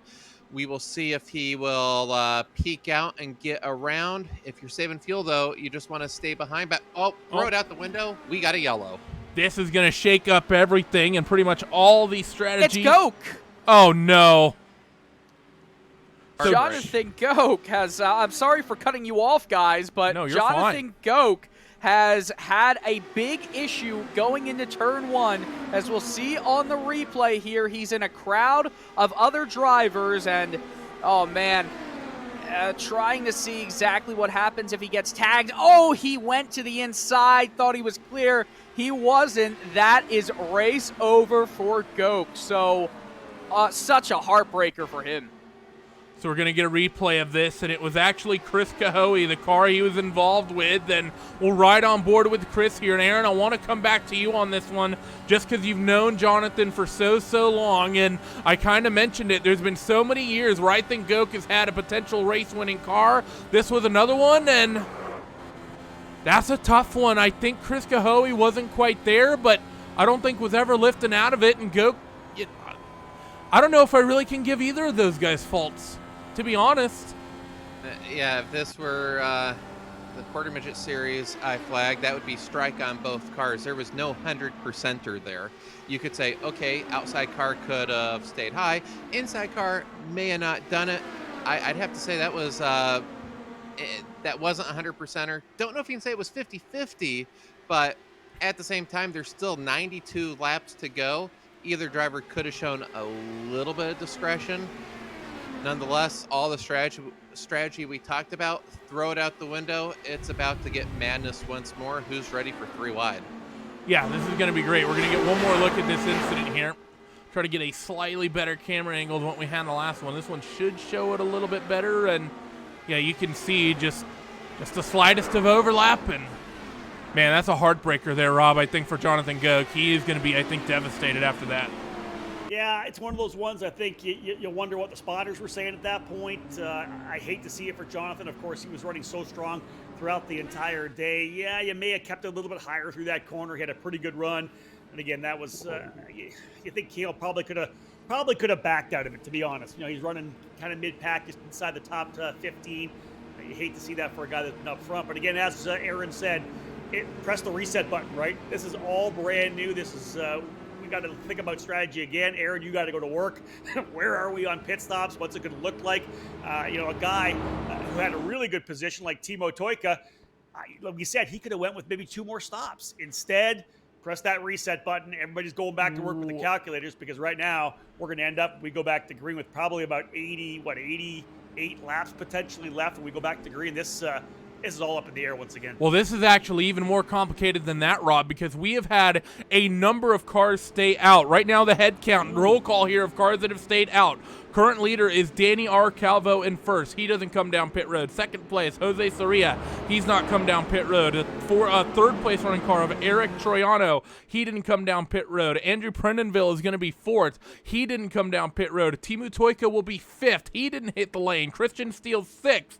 Alex Saunders seventh. Sage Karam will be the first car on new fresh rubber and a full tank of fuel, rolling off eighth. And Dylan, the thing about this that's interesting is that this is basically all some of the most experienced sim guys in the IndyCar that chose to do this. So everyone's kind of, I think, put in their Hail Mary pass, and I see one car maybe thinking about pit road in the back. That is Christian Steele, and I hate this choice from Christian. I think he would have been better off just staying out and rolling the dice here, trying to make something happen here in the last 3 sets of pit stops. I honestly feel pitting here after staying out the way he did is almost like throwing his race away. Yeah, I'm not actually sure. The one thing I will say, not predicting any strategy, these guys are new to the front. So drivers like Karam, drivers like Scott Speed, who have been driving up front for the entire day, well, they're going to have to do a bit of a feeling out process with the new drivers in the top 5, because you haven't been racing against them for basically the entire race. And now with Goke being out of contention, there's going to be a certain dance, a certain style that will be new to everyone in this pack. I know we're talking about hitting the reset button, but we honestly are truly hitting the reset button. Nobody exactly knows what's going to happen here, but I do know one man loves a certain strategy. Aaron, what do you got for us? Yes, so both Trost, who we know he's all for the radical strategy, and Christian Steele have pitted. By my calculations, they're the only cars that can do 2 more stops. If we go green to the end, this is a race between Steele and Trost. They're the only 2 cars that can do it in 2 more stops. I love pitting on this one to green. Interesting. So Aaron disagrees with me. So that means Aaron and I are going to have a fight to the death after this race because no one disagrees with me, except myself, because that's how that works. But regardless, lights are out on the safety truck. So we're going to be going back to green here in just a moment. And Danny Calvo, Jose Soria, Eric Troiano, Andrew Prendenville, Timo Toika, Alex Saunders, welcome to the top 6. You guys have been buried in the mid-pack. Have fun with some clean air. Pace truck down and on towards pit road. A lot of cars with old tires at the head of the field as we go back green, Rob. Indeed, this will be interesting to watch. How are these drivers on these older Firestones able to handle turn 1 and 2 early on? They may get out to a quick run. Away we go through turn 1 and 2. Calvo and Soria getting out there early.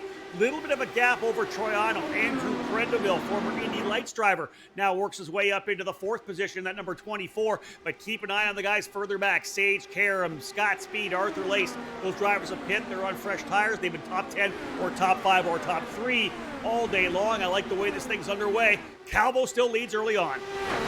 So let's see, through the short chute, these guys on new tires, even though that they feel like they need to get aggressive, the likes of Karam, I think they need to let their time, take their time here, Dylan, and getting back to the front. You see Karam, he's been smart here, thought about 3 wide, and actually he's gonna maybe, well, I said he was gonna back out of it, but he is gonna show the nose down here in towards turn 1. But, you know, it's sort of it's easy to do as a race car driver. You hop out in there on new tires. You maybe sense you're quicker than guys in front of you, and you want to go get positions here really quickly. I think it'd show a lot of maturity from Sage here if he takes this restart almost slowly and just kind of slowly picks cars off with his tire advantage.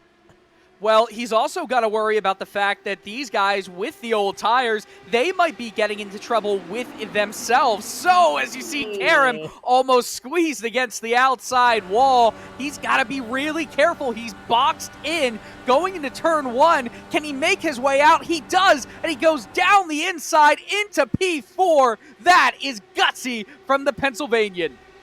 Couple other drivers behind trying to make things work. You see Scott Speed, who's been so fast all day. He's working his way out towards the head of the field here and trying to work through this traffic. We'll ride on board with him, the driver of the number 4 car. You see him just about get up behind the car in front of him. That's the number 3 of Jason Brophy. And see, look at just the advantage of the new tires give him.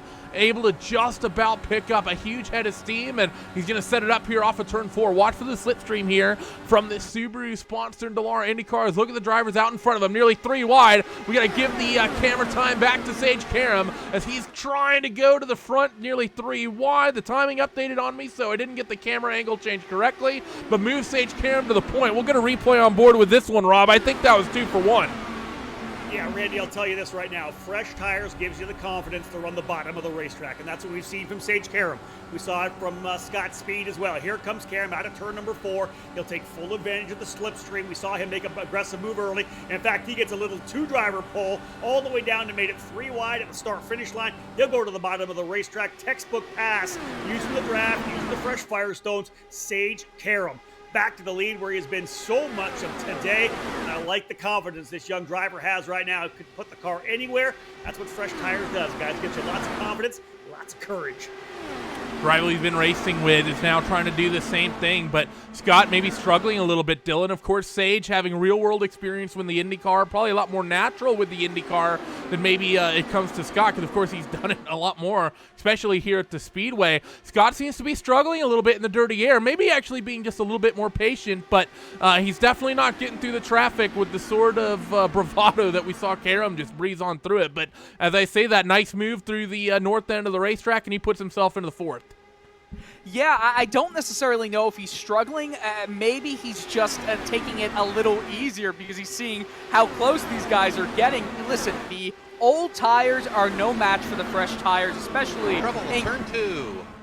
We've got multiple cars around. We may stay green, but Wilson Neto is out of this race. No yellow, but we did have an incident, Randy. No yellow. That is shocking. That would have changed the strategy, but we stay green. We're going to get a replay of this. You see that number 18 car, purple car in the center of your screen. That's Wilson Neto. I see Henry Bennett around him, and that might be Christian Steele actually nose down. I believe that is who that is. So interesting incident with Wilson Neto. No, he takes out Henry Bennett as well. So unfortunate. I don't know how in the world, Aaron, we don't end up with a caution here. I don't know if this is you in the flag stand saying you want to see the interesting strategy so you keep it green, but I have no idea how we keep this green after a car gets upside down, but we do, and Scott Speed has been able to find his way up into P2. Whoa, questioning my flagging ability. Okay, I see what I get for disagreeing with you. Those are fighting words. Compose myself. Okay, the two people that wanted this race to stay green, and maybe they paid the flagman, don't know, is Steele and Tross. That yellow would have destroyed their strategy. They would have been, I don't know if in 80 laps they would have been able to get from P24 and 21 up to the lead. So those two drivers breathing a sigh of relief that the flagman, not to speak bad of flaggers around the country, but flaggers, race control might have been looking at the race up front. Don't know, but those two drivers breathing such a sigh of relief that we stay green, and that wreck was right in front of them. So good job for the two of them avoiding that as well. Now, don't worry, Aaron. Don't be expecting any scathing comments on your Fun with Flags blog anytime soon. But regardless, Scott Speed able to get his way to the point here, Dylan. Just as I was mentioning the fact that he's maybe struggling a little bit getting through the running order, think you're absolutely right. He just sort of picked his time and picked his spots maybe a little. I don't want to say more wisely, but more patiently than what Sage Karam did. And he since has actually gotten his way to the front. And who knows, he may have actually been able to do so, keeping his tires in a little bit better shape as well. Yeah, that's what I was saying. I don't think it was struggling just as much as he was taking his time. He was making sure everything was safe, and now the two guys with fresh tires who have been at the front of the pack all day have the chance to start to break away a little bit and break away some more. I must say, by the way, I'm happy I'm observing your fight instead of actually partaking in it. I think Rob and I are going to do a little post-match boxing commentary between you two. That's going to be the most boring boxing match of all time, let me tell you. Aaron and I, if anything, will just discuss the drafting style of modifieds. I think is the most likely situation that's going to happen there. As Aaron knows what I'm going after here. But I will say as well here, Rob, one of the drivers we're seeing on this strategy, Christian Steele, he's actually ended up in this situation. Actually, wait a minute. Aaron, how did Christian Steele end up a lap down? Oh, this is what they're referring to in the con? Okay, so I thought this happened earlier. So Christian Steele earlier in this race was one lap down, and I thought that's what they were referring to. But we were just talking about Steele's strategy. Apparently, Aaron, when he came down pit road, his alt key was pressed down, like locked down somehow, like wedged under something. Maybe a monitor, who knows. And when he hit F4 on the black box, what does alt and F4 do? Oh, man, so... Don't make me try it right now to test it out. Alt F4, if you're new to this, closes your program. So he basically closed the sim. He really needs a yellow. Everybody pits. He will get the wave around, so he is in desperate need of a yellow. I guess that Alt F4 could be considered sort of like you have a battery issue, or that's just trying to find some silver lining on a real life failure. At least he's still in the race. That didn't happen at speed. That would have been disastrous, but so does that make Trost their only one in the fuel window then? Yes, it does. So Trost hoping this stays green the rest of the way.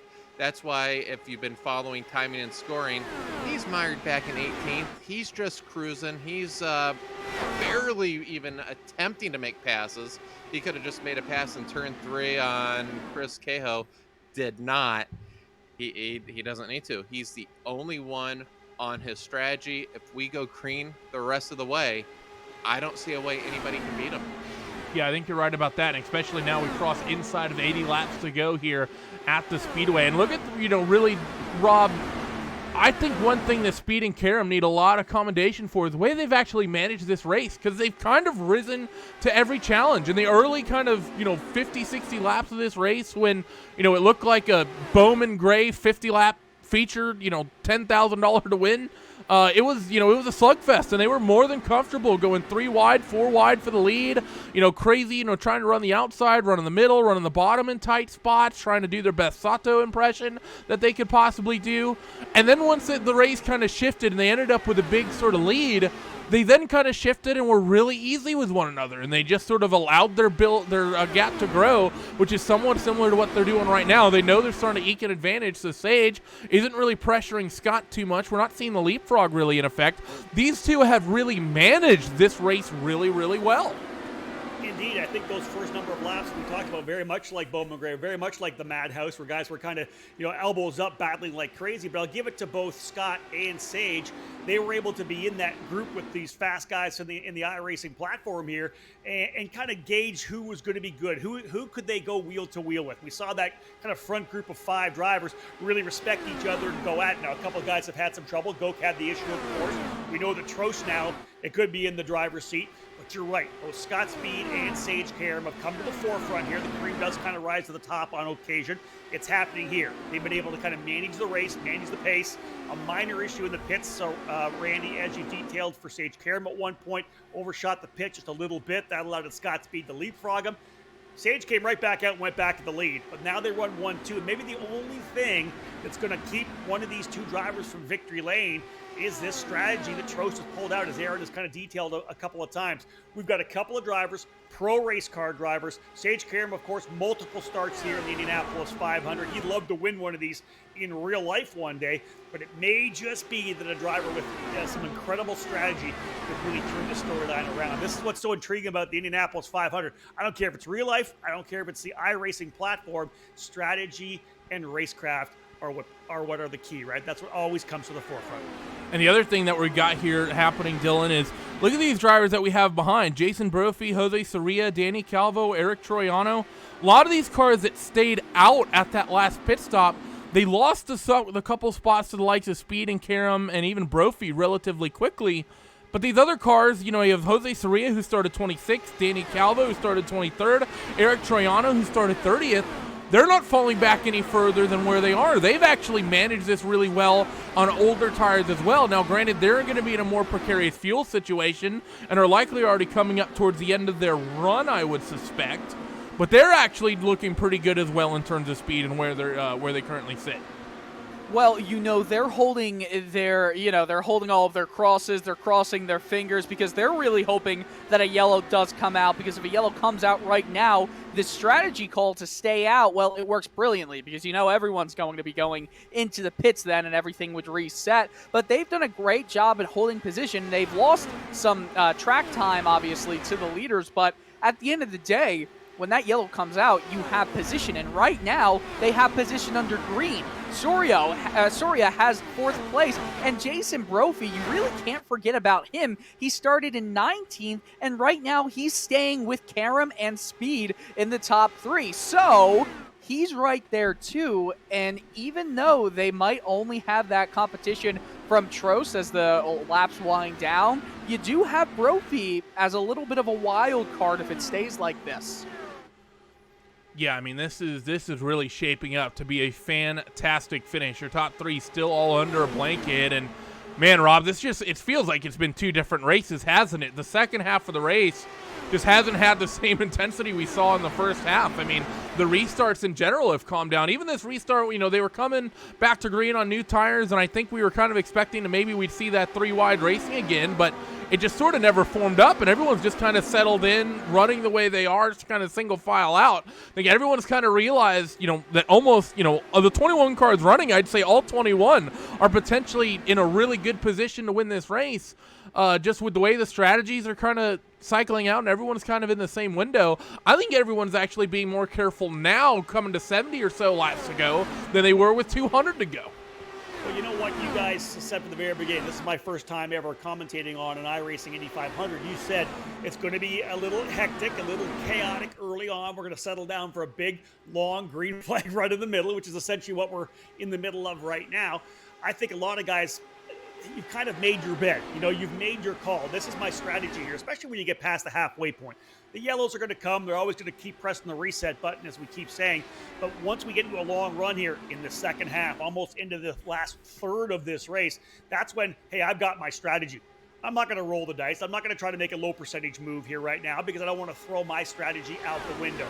These guys need the race to play as it is going to the end. A majority of the drivers you have to expect are saying this thing's going to go green to the very end. Potentially maybe something at the end if we get crazy. But They don't want to roll the dice. Anything low percentage. And Randy, you guys nailed it from the very beginning. Like I said, chaotic at the start. Everybody's settling in. I expect some more chaos, though, before we're all said and done. And the other thing as well here, Aaron, is, you've kind of been our strategy master here for the bulk of this. And, this kind of window right here at about lap 130, this is where you kind of make your last, I think, bold strategy call. Because, typically speaking, you see one driver actually ducks on a pit road. That's Jose Soria. That's, of course, one of the drivers that came that did not rather come down pit road at the last caution. So he's going to be the first of those drivers to blink. But right around here, 70, 60 laps to go, you got about 2, maybe 3 pit stops left before we get to the end of the race. This is when you kind of make the strategy calls that's going to set up the last quarter of your race. You think back to when Alexander Rossi won it on fuel. That wasn't, a decision they made with 35 laps to go in the race. They made that call with like 70, 80 to go, that is what their play was going to be. And this is the same thing all these other guys need to be doing right now out here on the racetrack. They have to know what situation they're in, and they have to make the call that basically benefits them right now. And let's make this race a little bit more interesting. Let's remember who went the furthest. Teemu Toika. He pitted under green at lap 104, 105. They went yellow 2 laps later. If he can put in 2 of those 31, 32 lap runs under green, he will make it to the end, and he will be able to fight with Brandon Prost for the race win. I think that's why we saw several guys stay out. They only had 2 or 3 laps on their tires, but we've seen Teemu Toika go 1-2 laps longer than anyone else. It's going to be interesting to see when he pits. If he can get to lap 137, 138, look out, he might be able to do it.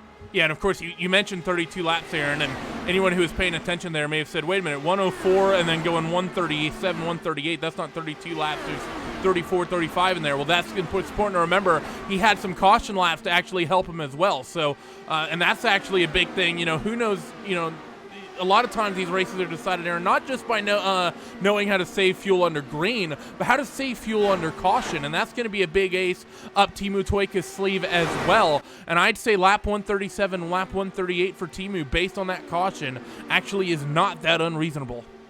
To win this race, you have to be perfect. To be perfect, you also have to get the strategy right, and a lot of times you gotta really forecast the race ahead. They always hear, we gotta There's spin. a wreck. Toika turns the car in front. The car in front of him ran up on the car behind, had to lift. Teemu had no time to react and throw all that strategy out the window. We are yellow once more. Alex Saunders is the man who looks to have his race ended. You see on this replay right here, coming into turn 1, a big move to try and force the draft to dissipate. And I was thinking to myself, guys, once they went in here too wide, too deep, something was going to have to give, and a big wreck. Oh, and he hit a man. Troiano went away, and obviously he's done. And Saunders had his night or his day ended there. So a 2-3 car incident will bring out the yellow, and guys, strategy resets. That it is. We're going to get another look at this from Troiano. He was actually his car that was initially in that incident with Teemu Toika.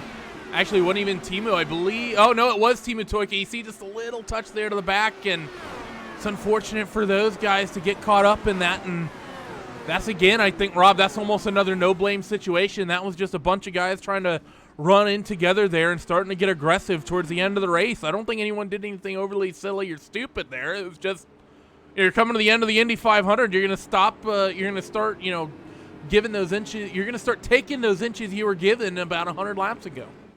Yeah, I think if we get one more look at the replay, you're going to see that Troiano potentially, though, with that that lower entry, the early entry into 1, pushes up a little wide on the X, and I think that kind of what led to the contact. You can see he wasn't able to keep the car down like Teemu Toika was, and the car just drifted up midway through the corner. And as soon as that happened, the minute you start drifting, drivers are too wide. You can't hold that lane, even a quarter of a lane up. That's when things start to change. That's the contact. So that changes the day for Toika. It changes the day, as we said, for a number of drivers. Alex Saunders changed, but as Dylan had said, we're pressing the reset button again, folks, because we've got we're looking at where are we? 64 laps remaining. Almost the entire field coming into pit lane. Looks like 3 or 4 drivers staying out on track. Yep, couple of them. One of them is Christian Steele, who Aaron Likens mentioned needed this to get back on the lead lap. And remember, he was in a very good fuel situation. And Aaron, he might have actually ended up almost in a better fuel situation, because if he alt F4'd, that means he would have ended up back on pit road, and that car would have gotten re-topped up with gas potentially. So he might have even slightly more fuel than he was regardless. Jose Soria stays out again, as does Danny Calvo. Everyone else comes down pit road. And I think for most of these, honestly, Aaron, I'm not a fan of of not coming down pit road here. Or actually, wait a minute, those guys recently just pit, so I think it makes sense for those guys to not come down pit road. And of course, Steele needs the lap back, so it makes, total sense. But this is basically, as Dylan said, strategy reset in the sense there almost is no strategy anymore, because everyone should be able to do the 32 laps to 60 to be able to get themselves 64 and get to the end. So there shouldn't be too much fuel shenanigan right here to the end unless we get a short run. Did I just famous? I heard that. What did I say? That was the O of disagreement. We're going to go green with about 61 to go. Full throttle up front. No toe, it's a hard 30 laps. So 30-30, you're going to run out like Robbie Gordon did in 99 off of turn 4 coming to white. This race is going to be, you're not going to want to lead, or you're not making it. You need to save about 1 lap each run. For the 2 cars that stayed out, they pitted just 2 laps prior to the yellow. They're going to need another yellow. So that their beds, they need a yellow or they're in trouble. Christian Steele, let's update him. He last pitted on lap 109, so he's coming up on 27 laps. I expect him to, when we go green, to stay out for 1 lap, then he's gonna have to pit. He might be able to stay on the lead lap. That will be critical, but for 3rd place on back for Speed, Karam, it's good they're not the leader right now. If they can save that half lap early in this run, they might be able to get to 170. If you pit on lap 169, I don't think you're going to make it if you have clean air. Aaron, for Steele, sorry, I'm going to, real quick, Dylan, for Steele getting the wave around, can he pit road right here? Or what's the penalty? The pits will be closed for him, so the penalty would be entering a closed pit, which I think coming to 1 to green would be a pass-through penalty. So. Okay. He could pit coming to the green. The leaders won't be going as fast, and if that's the case, if he can stay on the lead lap and we get a quick yellow, everybody else pits, he could become the leader. Yeah, I honestly think, go ahead. As a lot of ifs, but his race isn't totally shot if we get that yellow first 3 laps and he can stay on the lead lap. Dylan, what did you have? I wanted to actually ask, do you guys feel like the 3rd place starter in this group is going to be, in the best case scenario, coming to green? I mean, it depends on what the cars in front of him do. I mean, so Sage Karam, 3rd place in line, coming back to green here. This is going to be interesting, and he's got Scott Speed right behind him. So these guys aren't going to be buried, Dylan, the way they were the last time they came down pit road. So this is going to be really, really interesting. A lot of things we're going to be having to keep our eyes on, and we're going to watch to see what Christian Steele does. I think he needs to hit pit road immediately while these guys are still getting up to speed. I think that's his best opportunity to hit pit road from the very back of the field and at least stay on the lead lap and hope to catch another caution. Pace truck back to the safety of pit road. Jose Soria is about to take us back to Pandemonium Land. You can see that's Christian Steele in the background coming down to the pit. So we go back to green flag racing. Jose Soria on the throttle across the yard of bricks, and look at the big gap we have back to 2nd place. These guys being really easy with it on the restart, Rob. That's about the calmest restart we've had all day. Yeah, I really think that Sage Karam wanted those guys to be able to pull away. He doesn't want to pass them yet, right? He needs to use those guys to try to save that lap of fuel that Aaron Likens is talking about. So let these guys jump out a bit, let them go too wide. I'll do the best I can. Scott Speed's not going to fight with them either. I don't think Diego Pinto is either. Let these guys lead for us here right now. We'll get a couple of laps, use that draft. Let's go 80% on the throttle. Just stay right behind them, and that is going to get them where they need to be, Randy. They got to find a couple of laps, just like Aaron said. Here we go. These 2 cars that are in this precarious situation going side by side. And you can see Speed and Karam not pressuring them at all. I want to shift the cameras over to the 10 of Christian Steele, Aaron, and he's managed it. He has the lead lap status for now after coming down pit road. And I'd actually say I want to actually look what Christian ended up doing here in terms of when he came down pit road. he actually did full service, and I'm not sure if I'm a fan of that, Aaron. I almost feel like if I'm in Christian's shoes, I'm coming down pit road and maybe only taking about 10 laps of gas and keeping the tires on, because really at this point, tires for him don't matter. He just needs to get back out in front of the field. I would have taken like a 4-second stop, just a little bit of gas, and just gotten back out there and cruises there thinking about 5 wide. As they go down that front straightaway, they're going to just keep it 3 wide, which is relatively calm, but they worked through turn number 1. Karam in third. Scott Speed has worked his way back to the point. Dylan.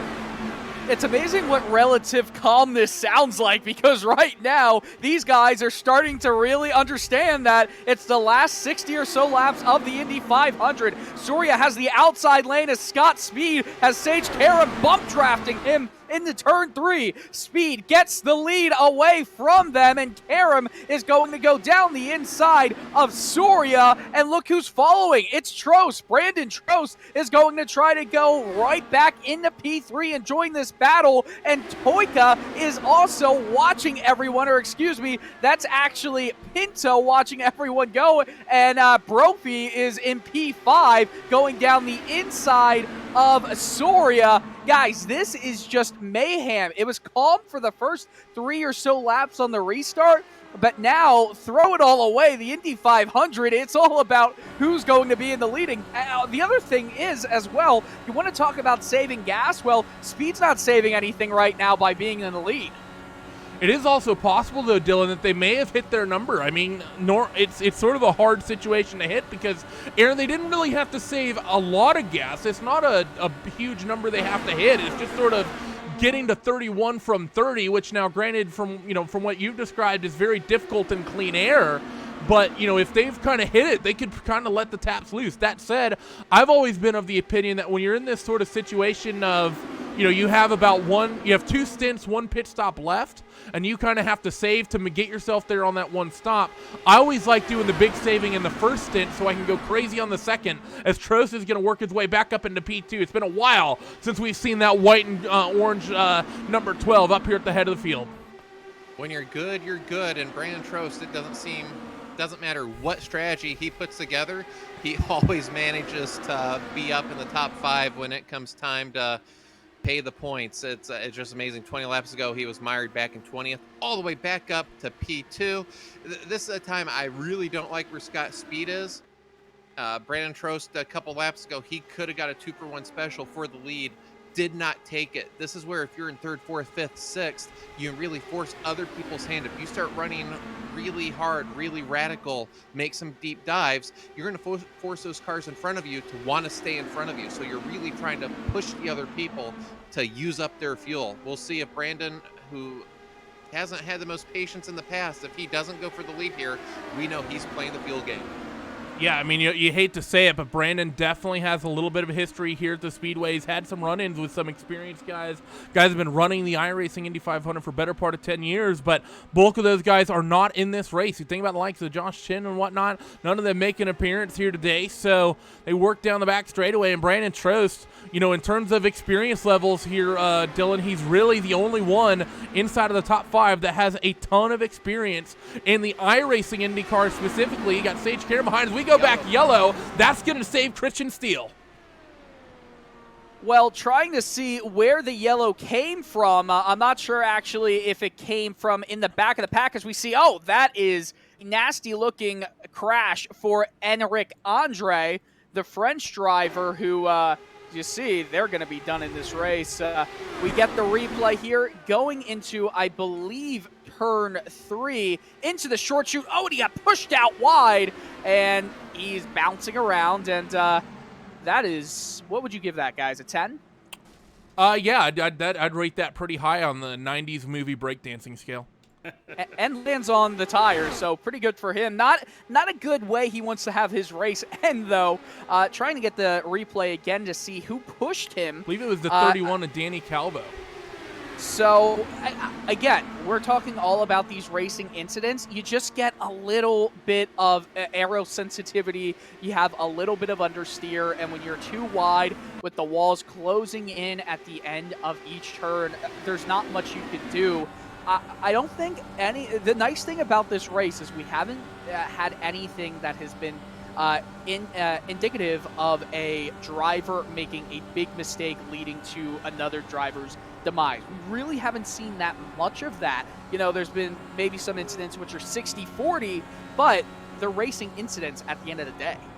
Yeah, just a little glancing blow for Chris Cahoe there at 190 plus miles an hour. But how did Chris Cahoe get through that? Like, that's unbelievable. Good view from him there, though, Randy, coming through. You know what that was? That was got to be a spotter issue there, because like the guys, they're side by side coming through turn number 3. They got to give enough room to the outside. The inside driver, of course, pushing up into Andre at that point, and that seems to me like a spotter error there, because you got to know that guy's on the outside here. That didn't need to happen at all. I will say though, Rob, for Chris Cahoe, that's one of the few times that when the spotter screams "go low," he means underneath the car in front of you. Not to the left. He means actually underneath. True enough. Yeah, so great there.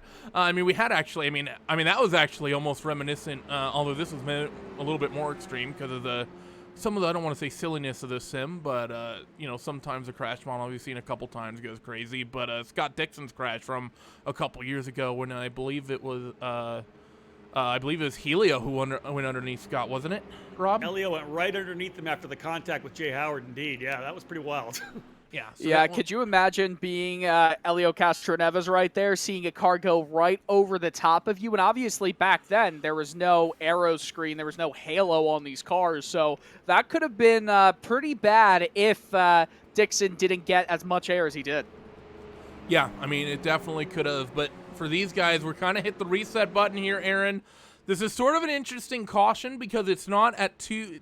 Oh, I said this last time. Is this at a crazy window for strategy, or is it kind of basic? Last time I said this, you basically said I was dumb.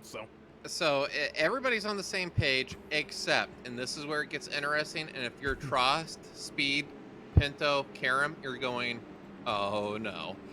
Yeah, up front, 3 cars did not pit. Nathan Lewis in 3rd, Brian Beard in 2nd, and our new leader, Andrew Prenderville. You can have a perfect race. I would say right now, Karam has ran almost a flawless race. When you run a race like that, you're always thinking, okay, what could go wrong? What could throw the wrench? Cars staying out, they're going to be on older tires. It's one thing when we had this lap 30 or so. Right now, though, people aren't going to be patient. Everybody has the same strategy. There's going to be no fuel saving. The last thing you want to see are 3 cars in front of you. When you have cars in front on old rubber, you really don't hold your own fate in your hand. Expect this restart to be wild with Trost, Speed, and company trying to get around those 3 absolutely as fast as possible. Let's give some props, though, Randy, quickly to Andrew Prenderville. This is a driver who's been here at the Speedway before. A former Indy Lights racer, actually raced with the Anderson Racing team, so he's got the props. He's been driven here before, so I'm not going to worry too much about Andrew getting crazy here early. But again, as Aaron said, that's the key, right? The fact that these guys have stayed out. This could be interesting. Older tires. I got some faith in Prenderville, but older tires are so tough. Yep, a couple names to watch. They're going to be restarting in the back. Riley Thompson, of course, always potentially quick, though he's not really shown the speed that we typically expect here. Timu Toika, we've been talking about him in terms of fuel strategies. There may be something he can maybe push here and take an advantage of. And then, of course, the 10 of Christian Steele. I still think the most experienced driver in the entire server still that is out here. I may have given the nod of the cap to Jonathan Goke there, and he's still been in the race, but I think that 10 of Christian Steele is in a really interesting situation. He starts deep with 50 laps to go. He has, I think, just about enough time to maybe pass a group of cars and get himself in position with maybe another caution. But let's see what happens here as through the north end of the racetrack, we wait for the iRacing safety truck to give the field into the command of the number 24 of Andrew Prenderville. And that's going to be a fun one for sure. Brian Beard will roll off 2nd, Nathan Lewis 3rd, Brandon Trost, Scott Speed, Diogo Pinto, Sage Karam, Jason Brophy, Jose Soria, and Pierre Verne. That's your top 10 as they work down the front straightaway, and Andrew's going to hold them up for a pretty good while. We're back to green. Need to like the start here for Prenderville to stack him up behind him a little bit. We know that those guys further back, like a Scott Speed, showed very well in the last restart that we had. They did not get too aggressive. Now, of course, we know that we're going to be pretty solid on the fuel. They're going to be able to make that number with just the one more stop on board here with Brian Beard, who has worked his way forward. We're going to go 3 wide down the back straightaway. Again, Prendeville to the top side. Bottom is Beard. Nathan Lewis right in there as well. Let's go 3 wide, Randy, into turn number 3. Brandon Trost on the bottom opens the door. Scott Speed going to try and follow him through it, but just can't quite get there. He will settle into that second spot, though, as they work through the north side of the racetrack. Off of turn number 4, forcing a little bit wide. A couple of those cars with old tires and new tires will almost immediately prevail as Trost and Speed go to the top 2. Now, it's all eyes on Sage Karam. He works the bottom as they're 3 wide behind him. He's going to just about cycle into 4th as they work through the short chute, Dylan. Now off of turn number 2, it's going to be all slipstream as Karam tries to set up Beard. All slipstream for Karam, but also Scott Speed. Speed's right on the gearbox of Trost as Karam goes down the inside of Beard. Will he make it stick? It appears that he will. So again, we've got 2 and 3 being Speed and Karam, and Brandon Trost making the most out of that strategy. But once you get back onto the long straights, you got to look out because almost 3 wide is Karam thinking about it. He's right underneath the Speed, but oh, Karam, he doesn't want to risk it, and that's probably the smart idea. He'll have another chance going back down around the short chute into turn 3. Think we may have had a car on the wall there from those guys in 4th, 5th, 6th on back, but it didn't look like too hard of a scrap. You see the cars behind, though. I believe that's the number 8 ducking way out of line. That's Victor Del Porto in the back end of the field. Those guys are really fighting for it. We'll check the cameras back up towards your top 3, and it's Sage Karam currently fighting with Scott Speed through turn number 4, one of the trickiest corners out here on the racetrack, I would argue, especially late in a qualifying run. That turn number 4 on the 4th lap has ruined many a qualifying attempt, and here we go, 3 wide for the race lead, and 4th and 5th following not far behind. Scott Speed will take the nose from Brandon Trost. They'll go 2 wide, and Speed is doing everything he can to keep the momentum up the long way around the racetrack. Sage Karam dancing right on the edge of that curb on the inside of turn 2. That's one you don't want to clip too hard, Rob. Yeah, last time by, I thought, you know what, they're going to be taking care of each other up front here. They are definitely not doing that. They'll go 2 by 2 through 3 and 4 once again, down to the short chute. It's going to be Karam down to the bottom of the racetrack. He'll take the lead. Speed's going to slot into second. Driver getting aggressive a little further back. Diego Pinto in the number 22. He's the one that tried to go down the inside of Karam down the back straightaway the last time. Scott Speed says no. We're going to put Subaru back up front. He wants to lead here at Indy. Lap number 53, Speed back to the point. Again, running into second is Sage Karam. Trost running in third. 4th is Brophy. 5th is Pinto. We saw these 5 drivers run up front early in the day. They're back there again with only 47 laps to go. In towards turn number 3, you see everyone jockeying for position again. Trost gets up the inside of Scott Speed through turn 3. Can't quite keep the speed up, and he's going to fall back in line. We may have seen one of those cars. I think that was Diogo Pinto. He was very close to the outside wall through turn number 3 and through the short chute, but I think he may have, again, just been able to avoid it. 3 wide for the race lead. Sounds like a plan to me. Trost up the inside, and I think he'll just about have the spot, but no, Scott Speed doesn't want to let him have it, and they work through turn number 2. It really seems like here, Dylan, Speed is really comfortable here up on that outside line, and that outside line that we saw kind of maybe go away for a while is coming back. Here we go, maybe thinking about 4 wide. We got 2 cars trying to hold on to those first couple spots, and 3rd and 4th all sucked up right behind them. Man, we know that Scott Speed is an aggressive driver with around 50, actually 46 laps to go coming to the stripe. He's going to really show his aggression here as Karam slots right behind him. Going to get a big draft, but Speed's blocking down low. Karam comes back up in the outside lane, and Brophy was blocked off by Karam. You know, if you make one move, it's going to affect the rest of the group. It's an accordion effect here, but Scott Speed gets a pretty good distance between himself and Karam as Brophy goes down the outside of Karam, and he's going to try to make it stick. Karam's the big loser out of that whole affair, but he's still holding it down the inside. Brophy, he gets clear into P2 coming out of turn 4. And he has, and he really gets, I wouldn't expect him to be clear by the time they got to the middle of turn 4, but he managed it. That was a great run along the outside of 3 and in through the short chute, tries to chop the nose of Karam, and now Brophy's going to be in the middle. This is going to get tight. Sage Karam trying to run that top groove, going to invite Brandon Trost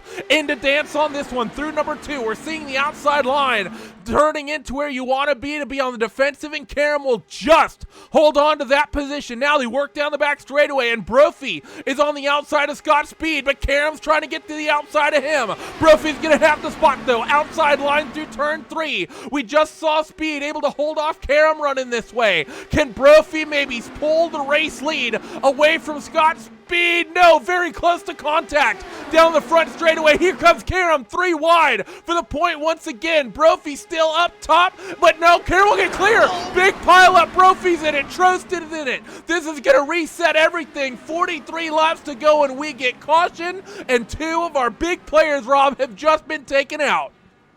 It just seemed like a matter of when, Randy. They were running so aggressively. It took us 155 laps. We finally saw drivers start to go on the defensive, running the inside line down the front straightaway, holding that line all the way through. Finally, the 2 drivers getting together, Jason Brophy and Brandon Trofe, pushing so hard on each other. We saw they kind of got sideways. It almost seemed to me like Trost had to move up the track a little bit, as I think speed started to come a bit to drivers right. I want to see another shot of that for sure. The tough one there for Trost. He had such a good run going. We know how things were playing out for him. All these guys had good speed, but again, that just came to a head sooner or later. The way they were running, I could just feel the anxiety. We'll have another look as they work their way down the straightaway here again. Speed is again down the bottom. Into the middle goes Trost. Does Speed actually come up, rather? That's Karam to the inside. We lost that there coming through. Yeah, a little bit of net code, I think. Randy, would you agree? They look like they're about a foot apart, but it seems like Speed maybe moved up just a little bit as well. It's a little bit tight. We'll rewind the cameras back again because I want another look as well, because you're right. That camera kind of cut out at the worst possible time. See if maybe we can get It was definitely Speed.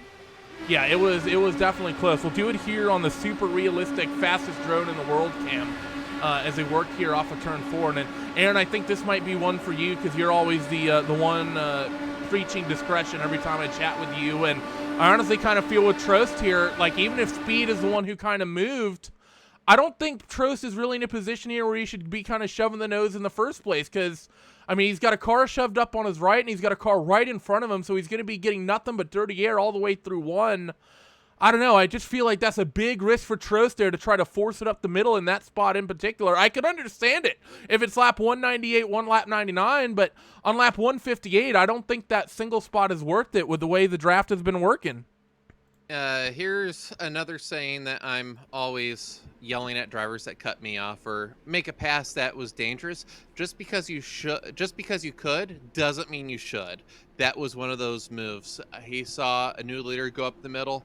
He tried to follow, but okay, even if they survive the entry of the corner, where is he going to go on that line? Nothing good comes from that move.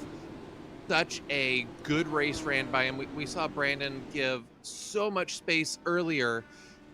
It all came to a crashing halt in turn 1, and unfortunately for Jason Brophy, he was on the outside. He was on the wrong end, and oh no, no! I'm sorry. Long pit stop from Scott Speed. I think he may have sped 18 seconds. Either that or he has repairs from that contact with Trost. 23 seconds is. That might be suspension repairs, Aaron? Potentially a rear wing. A rear wing will net you about 15 seconds. So, and that makes sense because Trost hit him on the right rear. So a rear wing change, 15 seconds. I was thinking this race was going to be a battle between Speed and Karam. They were working together, although on that last run, they were chopping each other's noses off. So whatever type of Indy 500 alum they had together on not driving nice went out the window. Right now, I don't think you have any friends, and for Speed, he's going to have to really work. We're going to be about 40 to go here, so still 1 pit stop to go, but it's going to be an all-out sprint. How do you think you might want to chop this up here, Aaron, with this? I mean, obviously, you're not going 40 laps on this single tank of gas. Do you make the assumption that you go long? That way, if there's a caution, you know, you're less likely to be caught having just come down pit road. Do you maybe come down pit road again to try to get an extra lap? I don't think that's too likely because, you know, you don't really have much to gain just from a single lap of fuel, I don't think. Especially a single caution lap of fuel. Or do you maybe try to chop this into even 20 laps? I mean, what do you think's the best play on sorting out this final, 40-lap run if you're working on the assumption, which I think everyone should, working on the assumption that this will go green. I think you want one person to come with you. I don't want to pit with everyone. That's just a recipe for a bent wing, some bad to happen. If 2 people can work together and split this up 20-20, I like that play. You're going to have the fresh tires. You're not going to get into that area where you're going to be 3-4 tenths of a second slower. I really don't see how anybody could win this race doing a 26 to 30 lap run here. I think everybody's going to have the same idea of, hey, I'm going to outsmart everybody and split this up. Come 180, I think the pits are going to be very busy. So this is about to get interesting.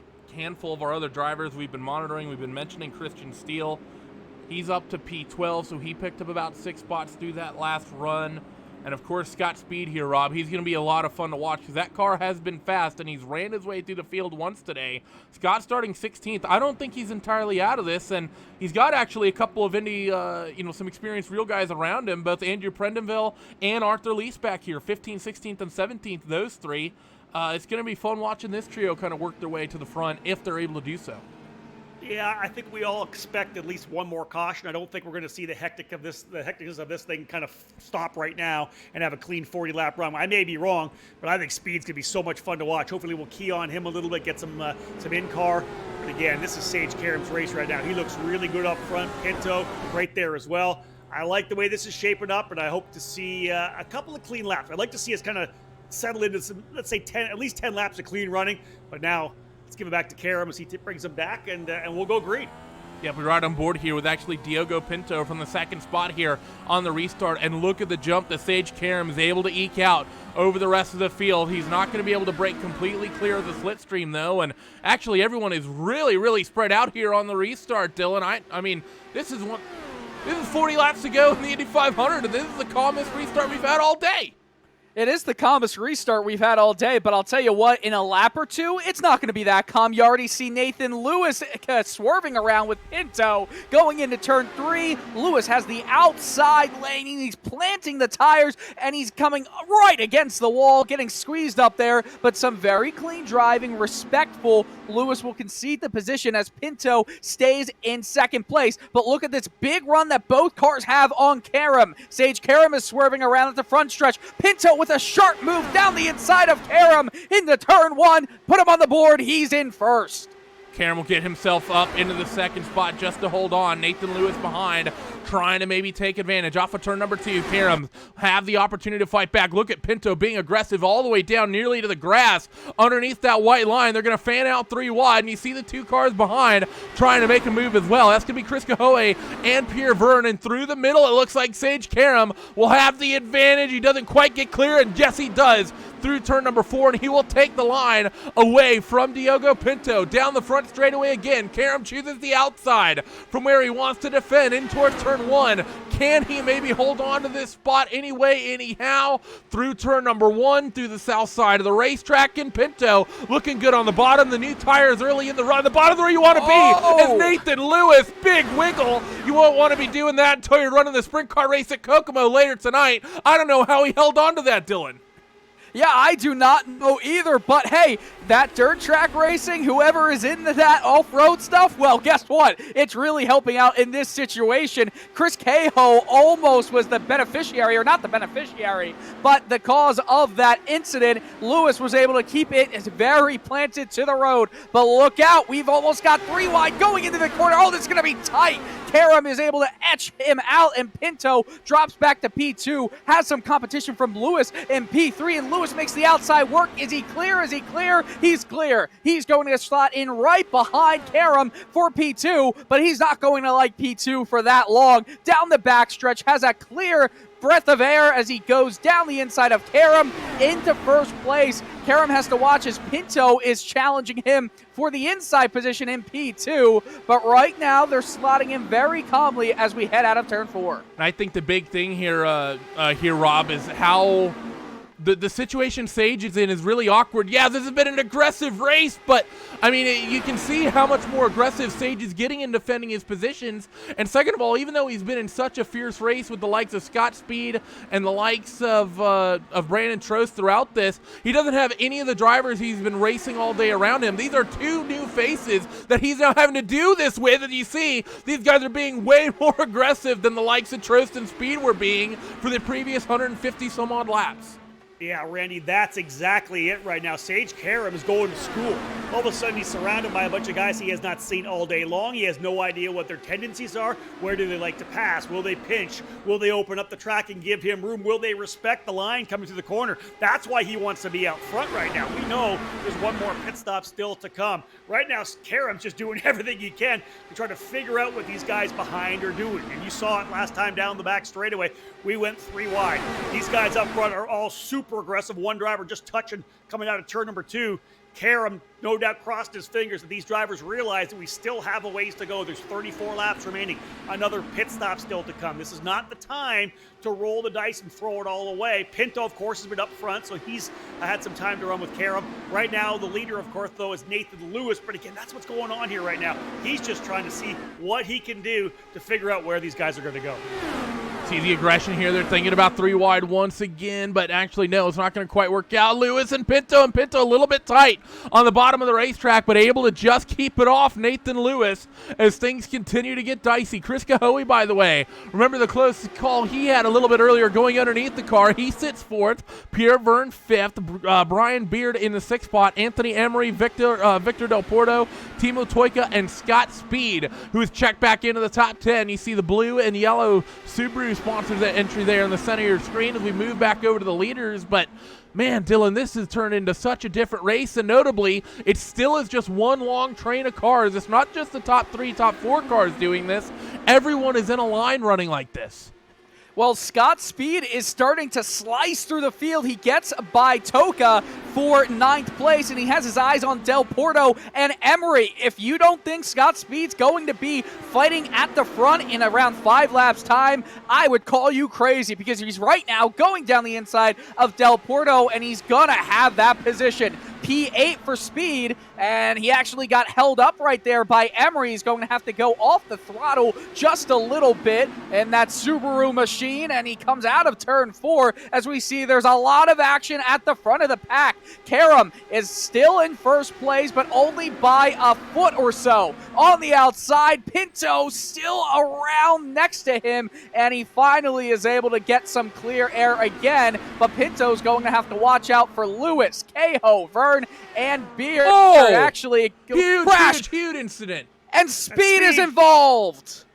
Huge incident Big wreck coming there. off of turn 4. What in the world happened? Well, show Scott Speed, because he's, of course, the most notable driver, I think, considering what we've seen all day. But what actually caused this? Because we had 4 or 5 cars flipping upside down, coming off of turn number 2. I think this likely started in front of Scott, given the fact that he's by himself, and you see one car way up out of the groove, and I think someone was just off speed in front of him, Rob. We're going to have to go back to an onboard to see exactly what happened, but I don't think Scott himself made much of a mistake there from what it seemed like, because he had a 3 wide situation in front of him, and he was just by himself. I think likely someone in front of him made a mistake, and Scott Speed just arrived on the scene at the 200+ mile an hour speed to get here at the Speedway.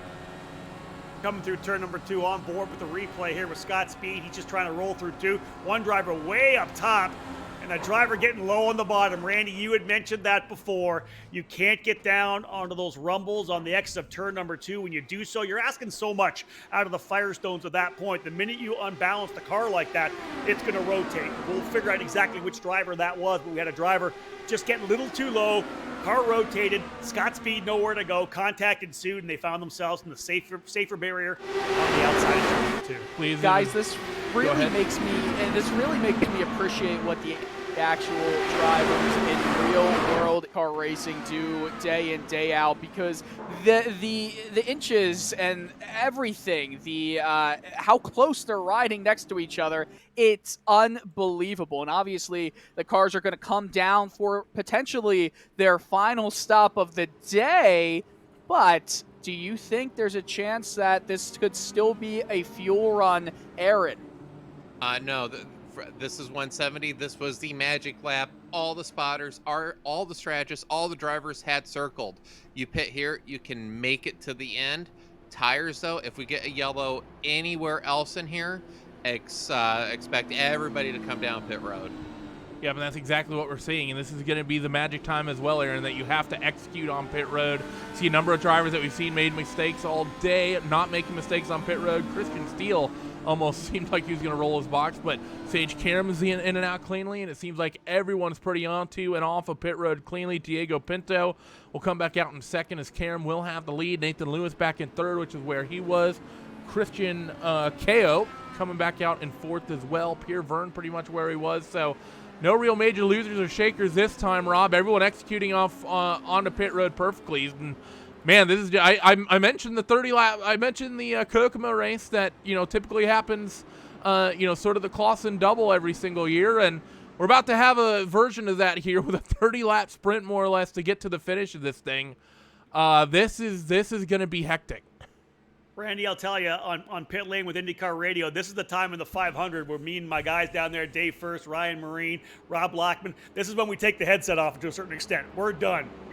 For all intents and purposes, the final pit stop of the race. Now, as you guys have told me, if we get something going, the way the tires are falling off, there's a potential guys will come back down, but normally we're pretty much done at this point. This is where everybody, I think, takes a collective breath because we know the next 28, 29, or 27, 28 laps, whatever we end up having when we go back, now it's going to start to get hectic. We thought we were just hectic with what we saw racing there. Sage Karam getting a chance to feel what the drivers are like around him. He knows Diego Pinto, but first time he raced with Nathan Lewis and Chris Cahill and Pierre Verne. Anthony Emery was in the fight there as well. He's had a chance to kind of get a feel for what these guys can do. He'll be going over that right now as he starts up front. I like the way this is going to end because I just feel like we were kind of right around 8 on the volume. I think we'll turn it up to 11 now because we got about 27 laps left. This is going to be a battle to see who's going to be victorious here today at Indy. Real quick, Randy, I'm trying to look at everybody who is still even functioning for this race. I think only 11 drivers are still out on the track. The rest of them, actually, I'm watching as a lap down. Toyka is coming out of the pits. The rest of them, well, they're either out of the race or getting some damage repair. So 12 cars that are running on the track right now with only 11 on the lead lap. That is remarkable. Yeah, there's been a ton of attrition here through the second half of this race. Excuse me, when you consider what we've seen. And Rob and Dylan, I do have a little bit of a stat for you because there's a little bit of a tradition here at RaceSpotTV. Of course, this is an entirely new event, but we have done basically 10 years worth of broadcasts for the iRacing Indy 500, the official special events ones. Of course, the bulk of those being the Opens. This is the first edition of the fixed race. And through all the runnings of that race, we have not had a repeat winner, and we have not had a single race end under caution. So don't jinx that. So, we say it every single year. Every single year, me and Will Vincent try to jinx it as hard as we can. Believe me. It's going to be this year. It's going to be I will this say year. this. We do not have a potential repeat winner in the field of running cars. So that we're pretty much guaranteed. But I'm going to go ahead and I will stick Aaron Lyken's neck out. He thinks that we are going to finish this race under green. So Aaron Lyken said it. Don't shoot the messenger in case this ends under yellow. But regardless, Sage Karam is going to be bringing him back to green. And who knows what's going to happen here. 28 laps on the board. Fuel not a concern. Tires maybe the only worry. We are green with 11 cars still running and 28 laps to go, Dylan Coyle. Yes, only 28 laps to go here and only 11 drivers on the lead lap. It's really anybody's race, but they're so spread out heading into turn 2. Karam has the advantage over Pinto and Lewis, but Lewis is looking a bit racy as Karam does not have the advantage of the draft. And look behind, it's going to be Pinto and Verne possibly making it 3 wide. No, they're going to let it go, but Karam is really holding that outside lane very tightly going into turn 4. How long will that outside lane be able to consistently help out the drivers to make it 2 wide into the corners? Here comes Nathan Lewis, though. He's going to make it 3 wide here. So you see these cars 4th and 5th. They're wanting to get aggressive. This is the final run, pretty much. You're probably not going to see cars down pit road under green. So with this few laps left, people are going to be aggressive. Nathan Lewis, actually on the fresh tires, Rob, extremely well done on the outside. We typically don't see that outside line come in until a little bit, 10, 15 laps into the run on the tires. He's actually able to scratch the lead away from Sage Karam there the long way around at turn 1. Extremely well held by Nathan Lewis as Karam is going to get it back here as they work into 3. Yeah, gloves most definitely off right now. Karam goes back to the front, as I had said before. Had an opportunity in that last green flag run to kind of size up the rest of his competition. These guys are getting super aggressive. We saw the issue with that the caution before, where we had drivers trying to go 3 wide here to turn 1. We know how tough it is. Someone's got to be able to give it up. And right now, Karam's still on the bottom of the racetrack. Looks like Pierre Verne, the driver on the outside right now, he does give it up. Pinto comes back down to the bottom. He'll go to the inside now of Lewis. Lewis tucking in under the gearbox. Not for long, though. They'll make it 3 wide coming down the back straightaway. It's Lewis down to the bottom. Midway through the track is Sage Karam, but further back as well. I think that's KO, I think, coming in here. KO looking, trying to do everything he can. He gets his way up into 3rd. You have behind him Anthony Emery. He gets his way up into 4th. Down the front straightaway, looking like another 3 wide run into 1. Actually, no. KO won't quite get there, but he will settle in on the bottom. Try to steal the spot away from Nathan Lewis. Can't quite keep the speed up with the dirty air from Karam out in front. 24 laps to go. And Aaron, I've been talking to you all day about strategy, about fuel strategy, about tire strategy. Now this is the big question. I think tire strategy is still in play here, but it's not in terms of anything in terms of shortcutting or short pitting rather, or coming down or undercutting or anything like that. I'm thinking in terms of tire conservation. I talked about that a little bit early on about how potentially important that could be. This could be the most important run just purely for tire conservation, because I feel like as long as you can save the tires a little bit more compared to everyone else, in 15 laps time, you're going to have a huge advantage. The only way you're going to beat Sage Karam today is make him use his tires. And we got the car in the wall behind. Oh, what a save. But that is more than likely Anthony Emery. We just mentioned him. He had a little bit of help in two. Got up wide. We do stay green. Minor contact with the outside wall. But unfortunately for Emery, he had made some fantastic runs. But if you want to beat Karam, you got to get him in dirty air. You got to make him use his tires. So you see here the replay, and you see there's 5 cars here fighting for position, and let's see what happens to Anthony here as he works through turn number 2 and what actually ended up happening. I'm not sure if he had help or not from that camera angle. We're going to rewind the cameras back a little bit more so we can get a look at that. So we'll see what happened to Anthony. Here comes in towards turn 1. He was up in the 3rd line, well out of the groove. We've seen people in the gray able to maintain traction, but he was up in the 3rd lane, which is really, really tough to make work, and maybe a little bit of contact there. It's really hard to tell at speed. Normally I'd get another look at it, but I want to see what's going on out at the head of the field. Nathan Lewis back to the point. Sage Karam 2nd. Settling into the 3rd spot is going to be Pierre Verne. And then Chris KO and Brandon Baird, your top 5. So from 11 cars, Rob, we go down pretty much to 10 with the damage that gets done in there to Anthony Emery. Yeah, that might have been side-by-side contact with 22 of Diego Pinto, because he's fallen down the order to about 8th position right now. Pinto, who was up in the middle of the fight, now again looking up front. Sage Karam, as Aaron had said, they're going to try to see if they can't pressure him to use his tires. But hey, listen, this guy's a veteran, not only of the Indianapolis 500 in real life, but the guy does a lot of iRacing, as we know. I think he understands what he's got to do to keep the Firestones underneath him here for the final number of laps. It'll be 20 laps to go, 180 in the books when we get back around to the yard of bricks here. And out front now, it's still Nathan Lewis. We really hadn't talked about him for much of the first 3 quarters of this race. He's now put himself in the middle of the scrap here. We've got Sage Karam, we've got Pierre Verne, Chris Cahill, Brian Beard. That's the top 5 drivers right now. You can see Pinto back there in that yellow car trying to get himself back in the fight. This thing is going to get good. 20 laps remaining in this Indy 500. Down the back straightaway they go once again as Nathan Lewis working the slipstream, but you can see here the tires, Dylan, just slowly starting to go away. And for even Nathan Lewis, even with the slipstream, he's starting to struggle to keep the speed up off of 2 and off of 4 to be able to maintain that draft and really close on Sage Karam. And Sage, he's doing a very good job of keeping the speed up with the clean air and breaking the slipstream, especially immediately off the corner. As I say that, Nathan able to get a run, and he will take the lead here, but I actually think Sage did very well this time to actually kind of just give the spot up and immediately hop back in the line. It's very easy to make the mistake of almost over-defending. Sage Karam knew the jig was up, and he just gave it to him, and look at that. He's already basically on the attack as he works down the back. Yeah, it's a great idea because you're going to conserve tires as well when you're going into a turn entry and just letting the position go. You're not going to be fighting on the outside or trying to hold the inside line. You're just slowing down, letting him go in front, and then you can just be sure that you're going to get the draft. If Karam is in the lead by the 200th lap, then expect him to allow whoever is in second to go by him going into turn 3, because you're going to want to get that run coming off of turn 4. It might be risky, but it might be the only way to go. And guys, I just want to ask you, have you ever seen a guy alt F4 his way out of a race, go a lap down, and still have a chance to win the Indy 500? Well, Christian Steele is in 6th place. It'd probably be the closest thing to the spin and win we'd ever see in the sim, but man, if Christian Steele could manage this, what a run it'd be for him. I think Nathan Lewis may have tagged the wall there. That was close.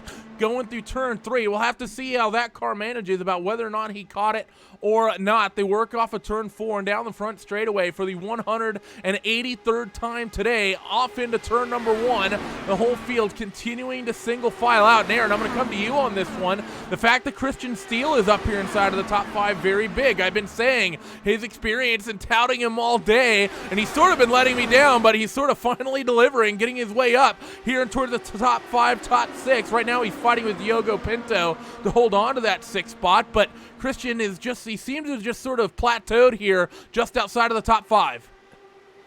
Very close call for him in turn 2. Got on the inside, had to have a big lift as he was actually trying to overtake Brian Beard for 5th. He needs one more yellow. He's had to come from the back of this train up to 6th, used his tires a lot. I can guarantee you if we get a yellow right now, everybody will come down pit road. If he gets fresh tires, he will compete for this win. Still don't count him out, but it is going to be a lot to ask on used tires to go from 6th to 1st, as now the conga line down the back straightaway. Sage Karam left to right, almost viciously trying to shake that draft, trying to break the toe. Nathan Lewis is going to get within about 1.5 lengths. We'll see what he can do going down the front straightaway. And Rob, we saw Alexander Rossi a little bit earlier this month with everything that's been going on. He sat down and he did a YouTube interview that was kind of discussing about why the Indianapolis 500 is so difficult. One of the things he mentioned was tire conservation, and you kind of alluded to it and kind of referenced the video to a certain extent a little bit earlier, in the sense that, into turn 1 and turn 3, the tires are, usually pretty cool. And that's why you have a ton of grip there. That's why turn 2 and turn 4, even though you look at Indianapolis and all the corners are so similar and, nearly identical. Granted, anyone that's ever done laps here or made many trips to the Speedway or is knowledgeable in the Speedway will tell you every single one of these corners is different. One of the notable things, as similar as they are, is just the different grip levels you get in turn 1 versus turn 2, and then same with turn 3 versus turn 4, because obviously in turn 2 and turn 4 the tires are hot and they haven't been able to cool down through the stress of turn 1 and turn 3. I think with some of the aggressive snaking we're seeing down the front straightaway, I almost wonder if some of these guys are going to be pushing the tires a little bit over their limit, because you're not really giving the tires a chance to cool down if you're just slaloming down the front and back straightaway trying to break the draft. Yeah, that was indeed a tremendous piece of content that Alexander Rossi helped put out, and that was a lot of really, really good insight into what it takes to be fast around this racetrack. Of course, he talked about the initial laps as well, but just talking about what this track does to the tires, what you have to do to approach each corner, and what you expect when you get into that corner. One of the things I've picked up here, now we're not seeing it for the last couple of laps because we're pretty much lined up, but I want to say the last 4 or 5 laps, there's been some guys that have run that second groove, the higher groove around the outside of 1 and 2, 3 and 4, and it's actually worked. And that's something I think we may see when we're all said and done. Where is Sage Karam going to place the car? Is he going to be able to lead all the way to the end here? There's only 13 laps to go. He's got Nathan Lewis in that number 16 pushing hard to try to stay with them right now. Gap is probably 2 car lengths as they work their way down into turn number 3. It'll, of course, shrink up with the draft. But I'm really liking the fact that the second groove seems to have enough grip that could play into how this thing's going to shake down when we're all said and done. Yeah, it's going to make things really, really interesting. But I will say the one thing there, Dylan, is that that's going to give that leading car a really big advantage. Because, of course, one of the main things is that, even if you're Sage Karam, if Sage makes a mistake, he at least has the advantage where unless he has like a big wiggle, and he nearly loses the car, he can basically dictate where Nathan Lewis has to attempt the pass. So if you're Sage Karam, you probably know that top side has been strong. Sage is pretty much guaranteed to have the top as long as he doesn't make a serious mistake. Should Nathan ever get a run.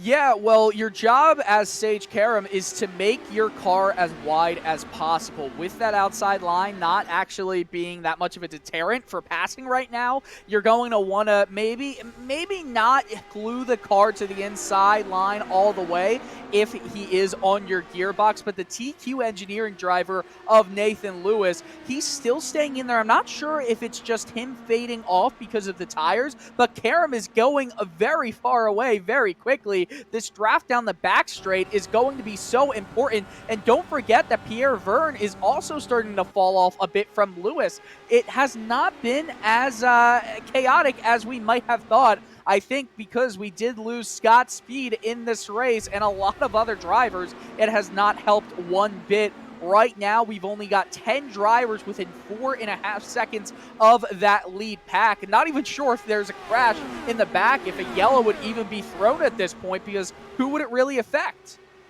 Yeah, I mean, we've already seen once today a big incident in the automated system just didn't throw a caution. That was, I believe, when Wilson Neto went upside down. So, definitely anything can happen here. These guys continue to cruise down the back straightaway. I mean, Aaron, how does this look from you? Does Nathan seem to have any chance? It's almost seeming like it's Sage's race to lose at this point, unless Nathan is able to kind of reset at this gap he's in and get the tires cooled down and maybe have one last hurrah at this.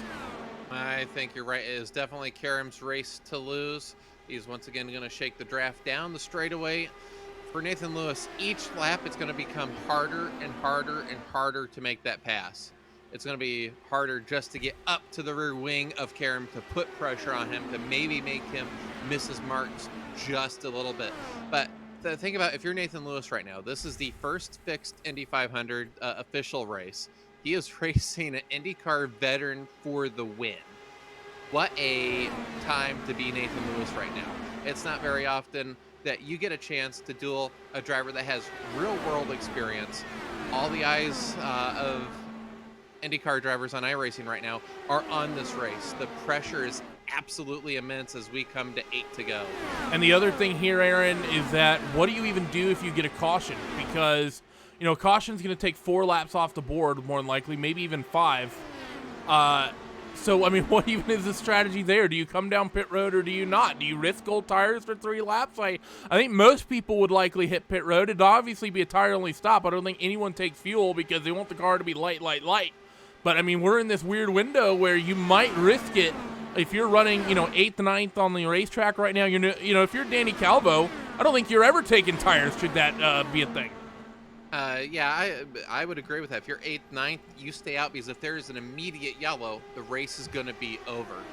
Everyone else, though, that's been up front, I think you have to pit. Fresh tires, low fuel, you're going to be looking at around 40.5, 40.6 lap times. Right now, they're running 41.4, so 0.8 to a second difference. I think you would have to pit, but we're about 3 laps away from the point of no return. Yeah, we're pretty much coming up on it. Like we said earlier, caution laps do count here, and it's about 4 laps to go is the window of a caution that would end the race. But remember, like we said, for official iRacing Indy 500s on RaceSpotTV, Glacier, PSR TV, everything throughout the years, everything from the official series, we have never had a race end under caution. They have always ended under green. He thinks I'm going to jinx it. Look at what we're getting here towards the back of the field. Christian Steele is involved in this fight. Diogo Pino and Andrew Prendeville. These guys are getting a very aggressive Dylan. Oh, Steele got loose, almost got into the grass coming out of turn 2. That's going to cost him some time. Only 2 drivers are within 2.5 seconds of the leader in Sage Karam. Cahill has fallen way off the pace. Verne is 0.8 away, and Lewis is 0.4 away from Karam. I mean, it's really his race to lose. There's going to be 6 to go. Coming to the bricks here, a bit of an anticlimactic finish possibly, and like you said, that point of no return, maybe in 2 laps, if something does happen, that could be it, and Karam could be the leader. But right now, it's Karam's race to lose. He's pulling away almost 1/10 a second, Lewis, and there's really no draft to come when you're that far away. Well, you can never say, especially with 6 laps to go, 5 laps to go, that a finish at the Indianapolis Motor Speedway is going to seem anticlimactic. One driver who seemed like he was going to have one of those was J.R. Hildebrand. We all know what happened then as they work down and take the signal for 5 laps to go. Nathan Lewis has dropped back to 0.5 of a second, half a second back from Sage Karam to Nathan Lewis, then 0.4 from Nathan Lewis back to Pierre Verne. And Rob, no one else is even in the window. I think even Pierre Verne might have too much ground to have to potentially make up. We do have some lap traffic in front. Anthony Emery, that could play a part. Actually, take that back. He cuts down to the shortcut, and he's going to let the leaders scream on through. Class act by Anthony there, letting them pass. You know, Randy, before the broadcast, we talked to Aaron Likens about qualifying to try to get into this particular event and how you had to put in 4 perfect laps. You couldn't make a mistake. You couldn't unwind the wheel. You had to make your set, hit your apex, and take care of every bit of speed you have. That's what we have here right now. There's 4 to go. They essentially have a pole qualifying run to take us to the checkered flag. And I'll tell you, Nathan Lewis, is trying to do everything he can. He wants to win this first Fixed Indy 500. He wants to beat Sage Karam. Put that on the resume that I beat a guy with 6 Indy 500 starts and an Indy Lights championship. But Sage Karam is doing what he did from karting through his entire Road to Indy career all the way to the NTT IndyCar Series. Hit his marks. No mistakes whatsoever. The draft was there for Lewis to use it, but Sage Karam did not give up. He's hit every mark, every apex, every exit point, and that's why Sage Karam continues to lead. It's almost 0.6 of a second, the advantage. 3 laps to go, as I said, right in the middle now of a 4-lap pole qualifying run. The checkered flag awaits Sage Karam. There's 3 laps to go. Off of turn 2 and down the back straightaway, Nathan Lewis is starting to get to the point that he'll still be feeling the effects of the slipstream, but the aerodynamic push might be a little bit lessened. And Aaron, do you think there might be a window here where should Nathan be able to escape that aero push, that maybe he can get the tires cooled off just for enough? Or do you think as long as he sat in that aero push that he's likely pretty much done and dusted here and has to rely on Sage making the mistake? Yeah, Karam is going to have to almost Hildebrand it for him to boost this race. He's going to have to make just the biggest of unforced errors. The longer you run behind a car, it just heats a tire, heats a tire, heats a tire, and the further back you go, oddly enough, it gets worse. So even though he is getting a run on the straightaway, the extra speed he's doing is just cooking it in the corner. So as we're going to be coming around to start lap 200, it's Karam's race to lose. 199 laps, and Sage Karam, your pole sitter, has been at the head of the field for pretty much all of them. We've seen him fighting 3 wide, nearly 4 wide. Couple cars in the back coming down pit road. Does that maybe raise questions on if there's issues for fuel? I would certainly hope not for these gentlemen as they start their 200th lap of the Indianapolis Motor Speedway through the south side of the racetrack for the final time. They all look perfect. Sage Karam still with about a 10-car length lead that has stretched to 0.8 of a second over Nathan Lewis. He's had the clean air in towards turn 3 for the final time. Only will have to navigate turn 4 and then the long run down to the yard of bricks and through turn 4 for the final time. The driver from VRS Coanda Simsport, who's been so dominant in the last couple years, winning many of the special events on iRacing, will win the Fixed iRacing Indianapolis 500, which is going to be such an important race for him, Rob, just emotionally for him as one of the real IndyCar drivers who tries to get to the Brickyard every year. You know, Randy, the ups, the downs of a career, of course, the issues with the death of a driver in Pocono a number of years ago. To have this victory in the iRacing platform, something he is so focused on, so dedicated to, and of course, multi-time starter, again, ups and downs, as I've said, of that particular race. What a run for Sage Karam. You guys, you can't talk enough about the way he handled himself for 200 laps. There were 5 or 6 drivers he battled with for a majority of the race. Over the last 50, he was introduced into 4 different drivers in the scrap for the race win. He was able to figure it out, manage it, and once those tires started to go off, he was the one that was able to hit the marks. A tremendous run today for Sage Karam. Tremendous run for all of these guys. You have Nathan Lewis. I mean, look at our top 5 here, Dylan, once we get to the full results. But Karam wins from the pole, but second started 13th. Pierre Verne started 15th. Brian Beard started 12th. And Andrew Prendeville, who comes home with the top 5, started 25th. Everyone else inside of the top 5 started outside of the top 10. The only person who did was Sage Karam. He comes away with the big win, and Sage, I think, is going to be more than a little bit happy, and we're likely going to see some fun donuts down here at the Yard of Bricks. I think that if this were in real life, we would see him climb out after doing the donuts, but donuts will do for now. You do have to say, though, all the drivers who did start up front, well, they wrecked out. Scott Speed started 3rd, and he actually ended up 16th, 32 laps down. In fact, every driver who finished this race on the lead lap got a top 10. It's weird how this entire race unfolded because in the beginning it was so chaotic, but everybody was racing very respectfully. Even though you were biting your nails watching everything, they were handling it very respectfully. Now, when you get to, I'm not sure, maybe lap 60 or so, then you see everyone just snaking their way through. They're calmly racing. It's the middle of the race. You want to kind of gear up for that final stint, the final 2 stints of it. But once you do get into those final 2 stints, I mean, all hell broke loose, basically. These guys started just driving hard, and especially with newcomers into the front pack, it was just a different setting than what a lot of them had seen.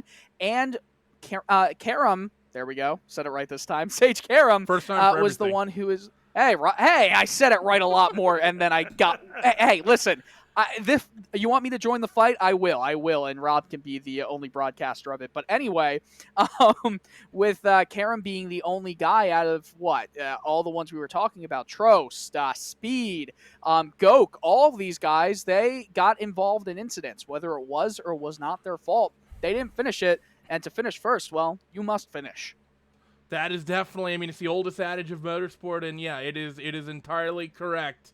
And what a run it was, but we need to now go down your post-race results here from the 2020 Fixed iRacing Indianapolis 500. And let's take a look at the field of 33 and how they finished here today. Sage Karam, your pole sitter, he is going to be the happiest of them all. He will win by 7/10 of a second over the driver of Nathan Lewis. Pierre Verne in 3rd with Brian Beard and Andrew Pendrell rounding out your top 5. Diego Pinto, he was always sort of in the mix pretty much all day. He seemed like he was constantly running 4th, running 5th, running 6th. Pretty much they're harassing the top drivers all day, and he'll end up in that 6th spot at the end of 200 laps. Christian Steele, what a run for him. He went from the back to the front, to the back to the front, to alt F4ing, to a lap down, to back on the lead lap twice, and he comes home in the 7th position. Riley Thompson in 8th, Danny Calvo 9th, and Chris KO round out your top 10. Timo Toika in 11th, Anthony Emery in 12th, Remy LeLoran, as we start getting into the cars that had big dramas, he'll end up 13th, 31 laps down. Victor Del Porto will join him on that same lap, as does Arthur Lace. Scott Speed, he's going to be one of the guys who's thinking what today could have been. He finishes in the 16th spot, 32 laps down. Jose Soria ends up in the same position in 17th. Jason Brophy, 43 laps down in 18th. Brandon Trost, 43 laps down in 19th. And an Eric Andre will round out your top 20. Eric Troiano and Alex Saunders in 21st and 22nd. Henry Bennett, 23rd. Wilson Neto in 24th. Jonathan Goke, he was relevant early. He comes home in 25th. Pete Sturgios in the 26th spot. Matt Hollabaugh in 27th. Scott Michaels in 28th. Connor Harrington 29th, and Hugo Olsen in the 30th spot, with Michael Oberbay, Michael Berg, and Tommy Martinez ends up as the person no one wants to be in an Indianapolis 500 under any circumstance, as the last place running car after 200 laps of action. We are going to take a very short break here at RaceSpotTV, going to catch our breath, and then we are going to go directly into post-race coverage and interviews with some of your top front-running drivers. Do not go away. We will be right back.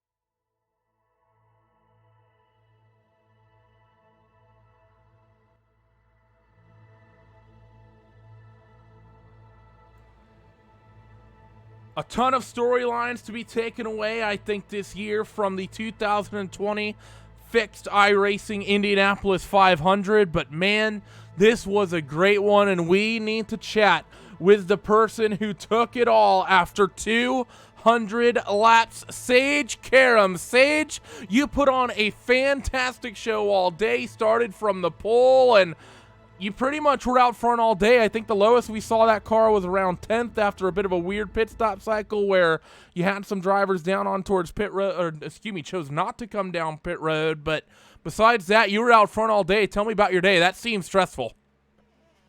Yeah, it was definitely stressful. I mean, these 500 milers are always pretty tough. And, especially with how this car drove in this race with this fixed setup, it was, really, really planted for the first 10 to 12 laps of the stint. Which made for almost like pack racing, and it was tough. But once you knew you could get by those laps, it was kind of hard to close the gap for the guys behind. So I knew I had to at that last stint just keep the lead as long as I could, and I could feel the tires start to go. And then I grabbed the lead the last time there, and I was able to stay in front. Luckily I actually was in the same Discord as Nathan, so. We were chatting the whole time about strategy and stuff, and yeah, it was a good 1-2 for us. And now for you guys, Sage, or for you in particular, Sage, I mean, you've been active with VRS Carrera Sport for the last handful of years, and you've kind of won the bulk of the special events. I think you guys have wins now at the likes of Daytona and Le Mans, and I believe the Nürburgring, and you guys have kind of won a lot of the big endurance events, and this is just sort of another one for you to take home. But is this one kind of special with the Brickyard, being something that you, really in some ways where your racing career started?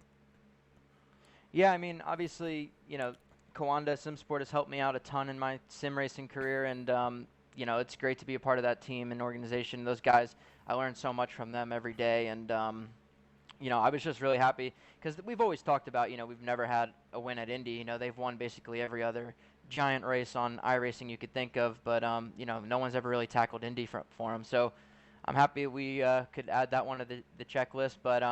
Yeah, I mean, obviously coming to Indy, you want to win no matter what you're racing here, whether it's virtual, real life, anything. I mean, I even remember racing here the first time when I was in Indy Lights and just wanting to win that race so bad and having the 4-wide finish we had, and that one hurt. But, anytime you come here in any car, you just want to really win here just because of, the history of this place and, what it means to win at Indy. And then you mentioned the fact that, we have the race coming up next week. Are you going to be able to think you can maybe make the show for the open race next week? Obviously the fixed race was fun, but I think all the regulars in the IndyCar are really looking forward to 7 days from now when they're able to show all the work they've put in for the past year, tinkering and tuning on setups. You think you're going to be in the top 33 there and can maybe make it 2 weeks in a row?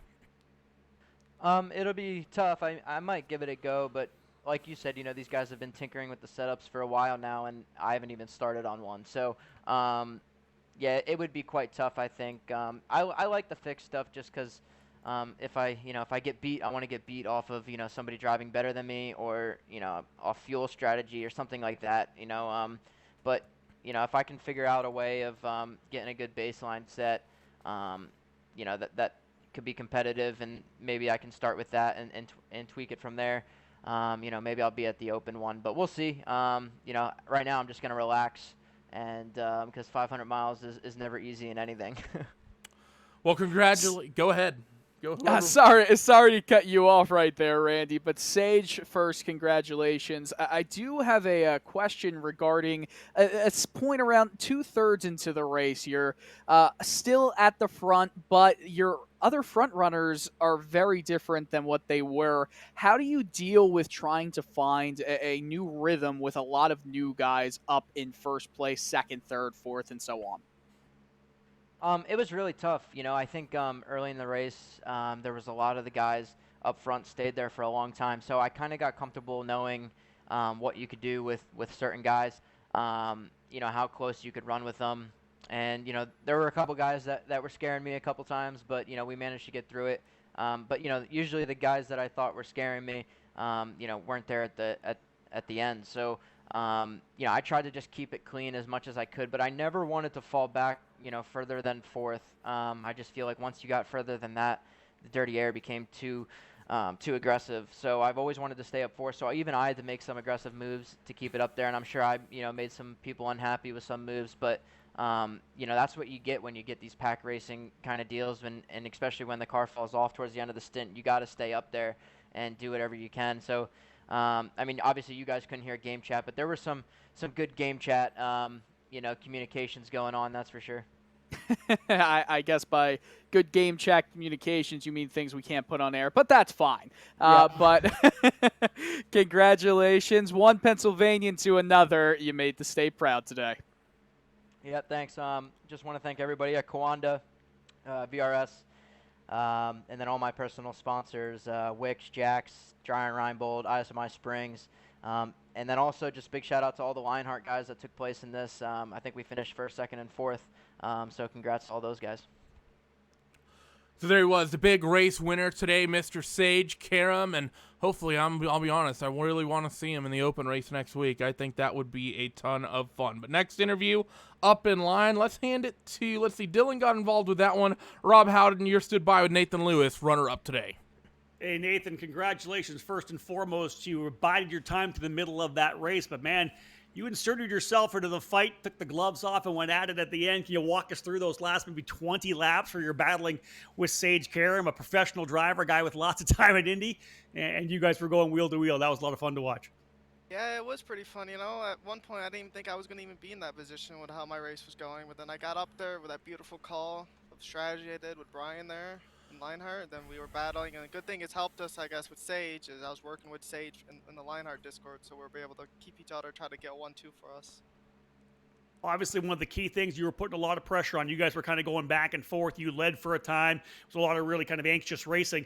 Over the final end of the stint, can you talk about what you had left for Sage? He kind of started inching away at you on the end, and we were kind of, we were questioning whether or not the tires were going off, whatever it may be. What were those last couple of laps like when you were thinking about trying to go for a race win, but maybe just couldn't pull it out?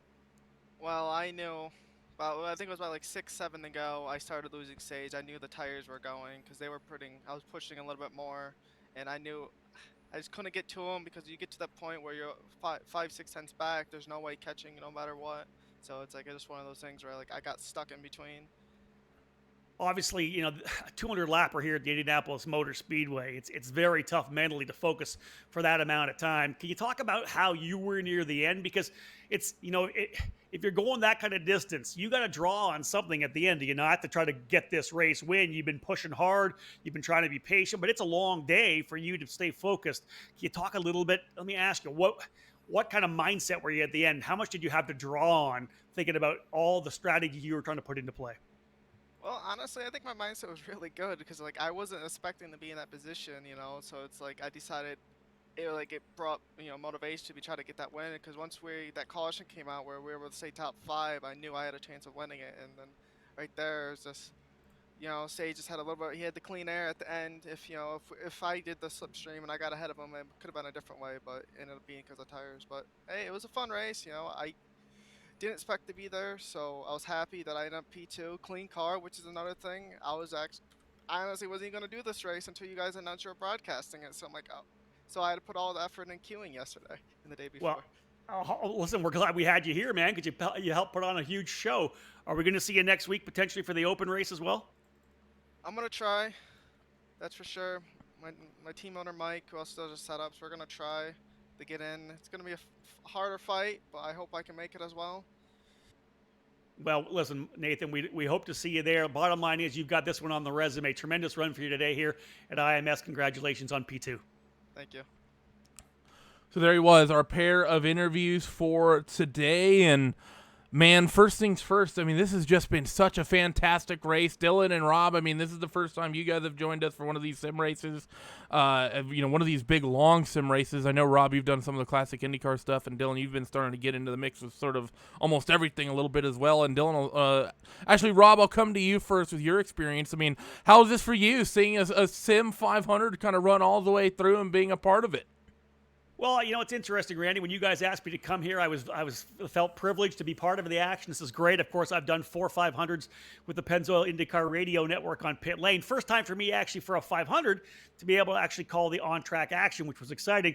The other thing for me is, I get guys like Sage Karam and Scott Speed. I've known these guys since they were probably, cadet racers when they were racing back when they were 8, 9, 10 years of age. I've called race wins for Sage in cadet racing, in junior karting, through his USF 2000 days, Star Mazda, Indy Lights. So for me to be able to call a race like this with Sage winning here virtually at the Indianapolis Motor Speedway, check that off on part of the resume, because it's been fun to be part of Sage's career for so many years.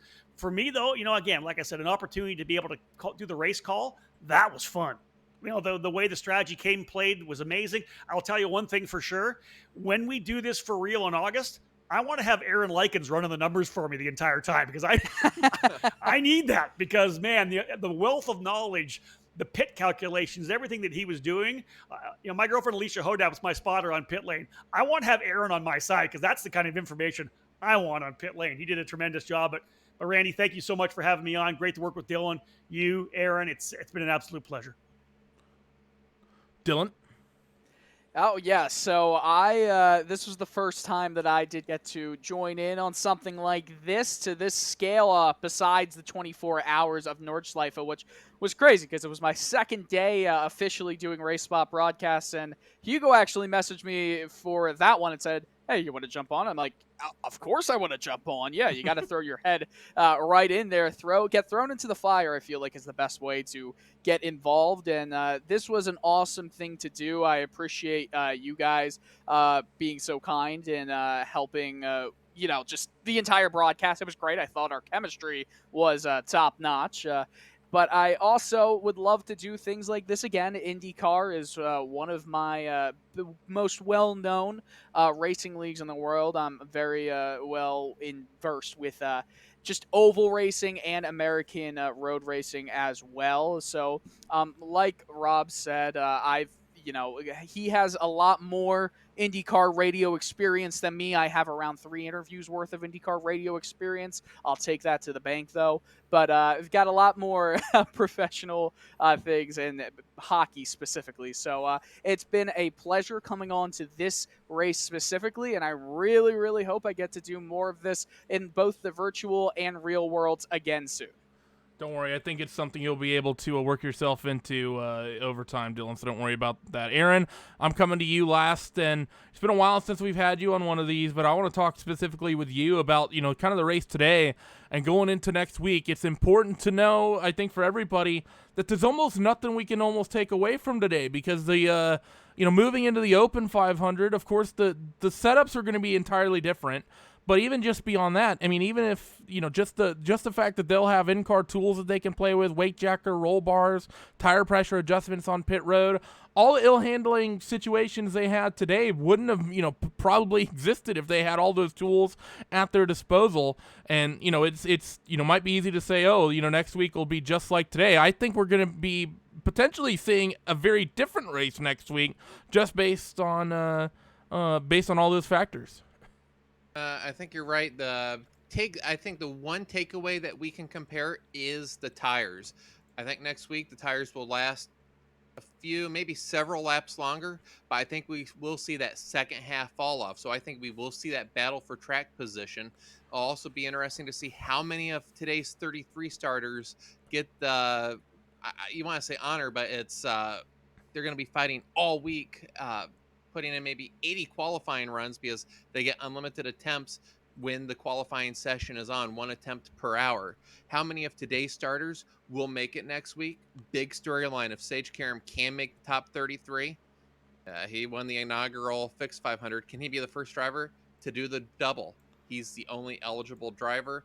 Also be interesting to see, we had 15 leaders today, 43 lead changes at the line, and that's incredible because Sage Karam led almost half the race, 95 laps, and again, those are only registered at the finish line. It'll be, Rob mentioned numbers. I would not want to do the numbers on how many times we did change the lead somewhere on the racetrack. So I'm looking forward to next week as well. It's going to be different, but the competition is going to be just as fierce. It's going to be absolutely fantastic. I'd say the competition likely to be even fiercer because all the regular guys, this is what they work for all year long. The Open iRacing Indy 500 is really the crown jewel event for those guys on the iRacing service. And we have to thank you all for tuning in here today. You may have seen the advert as we were getting ready to close out for the little bit of a special Race Spot month of May festivities coming up next weekend. Of course, this really kicked off our month of May with the Fixed iRacing 500, but we have this coming week a big flurry of Indiana-themed events starting on Friday night, the day before the open iRacing Indianapolis 500. We'll be bringing you the RaceSpotTV Carb Night Classic. We're partnering with USAC. Going to be in the asphalt sprint car, 100 laps around Indianapolis Raceway Park. That's going to be fun. Then the middle show is going to be on Saturday morning, afternoon, whatever it is. The usual broadcasted split for the iRacing Indianapolis 500. And then that night, we'll be doing the Clausen Double, non-wing 410 sprint cars at Kokomo Speedway. Going to be a fantastic couple of days as we get ready to move towards the end of the month of May. But thank you all to all of you for tuning in and being part of this broadcast. I have to extend my thanks to Mr. Rob Howden, Dylan Coyle, and Aaron Likens. It was great to work with them for the first time, and Aaron for the first time in quite a while. Estevan Ballo from Track Cams 22. He's the one who made the beautiful camera angles, and I was the one both yelling in the microphone and pushing the buttons, making everything happen. That means I was the one to blame for the couple times I actually muted myself on the broadcast. Oops, but we hope and see you all again. Thank you all for tuning in, and we will see you all next time. Bye-bye.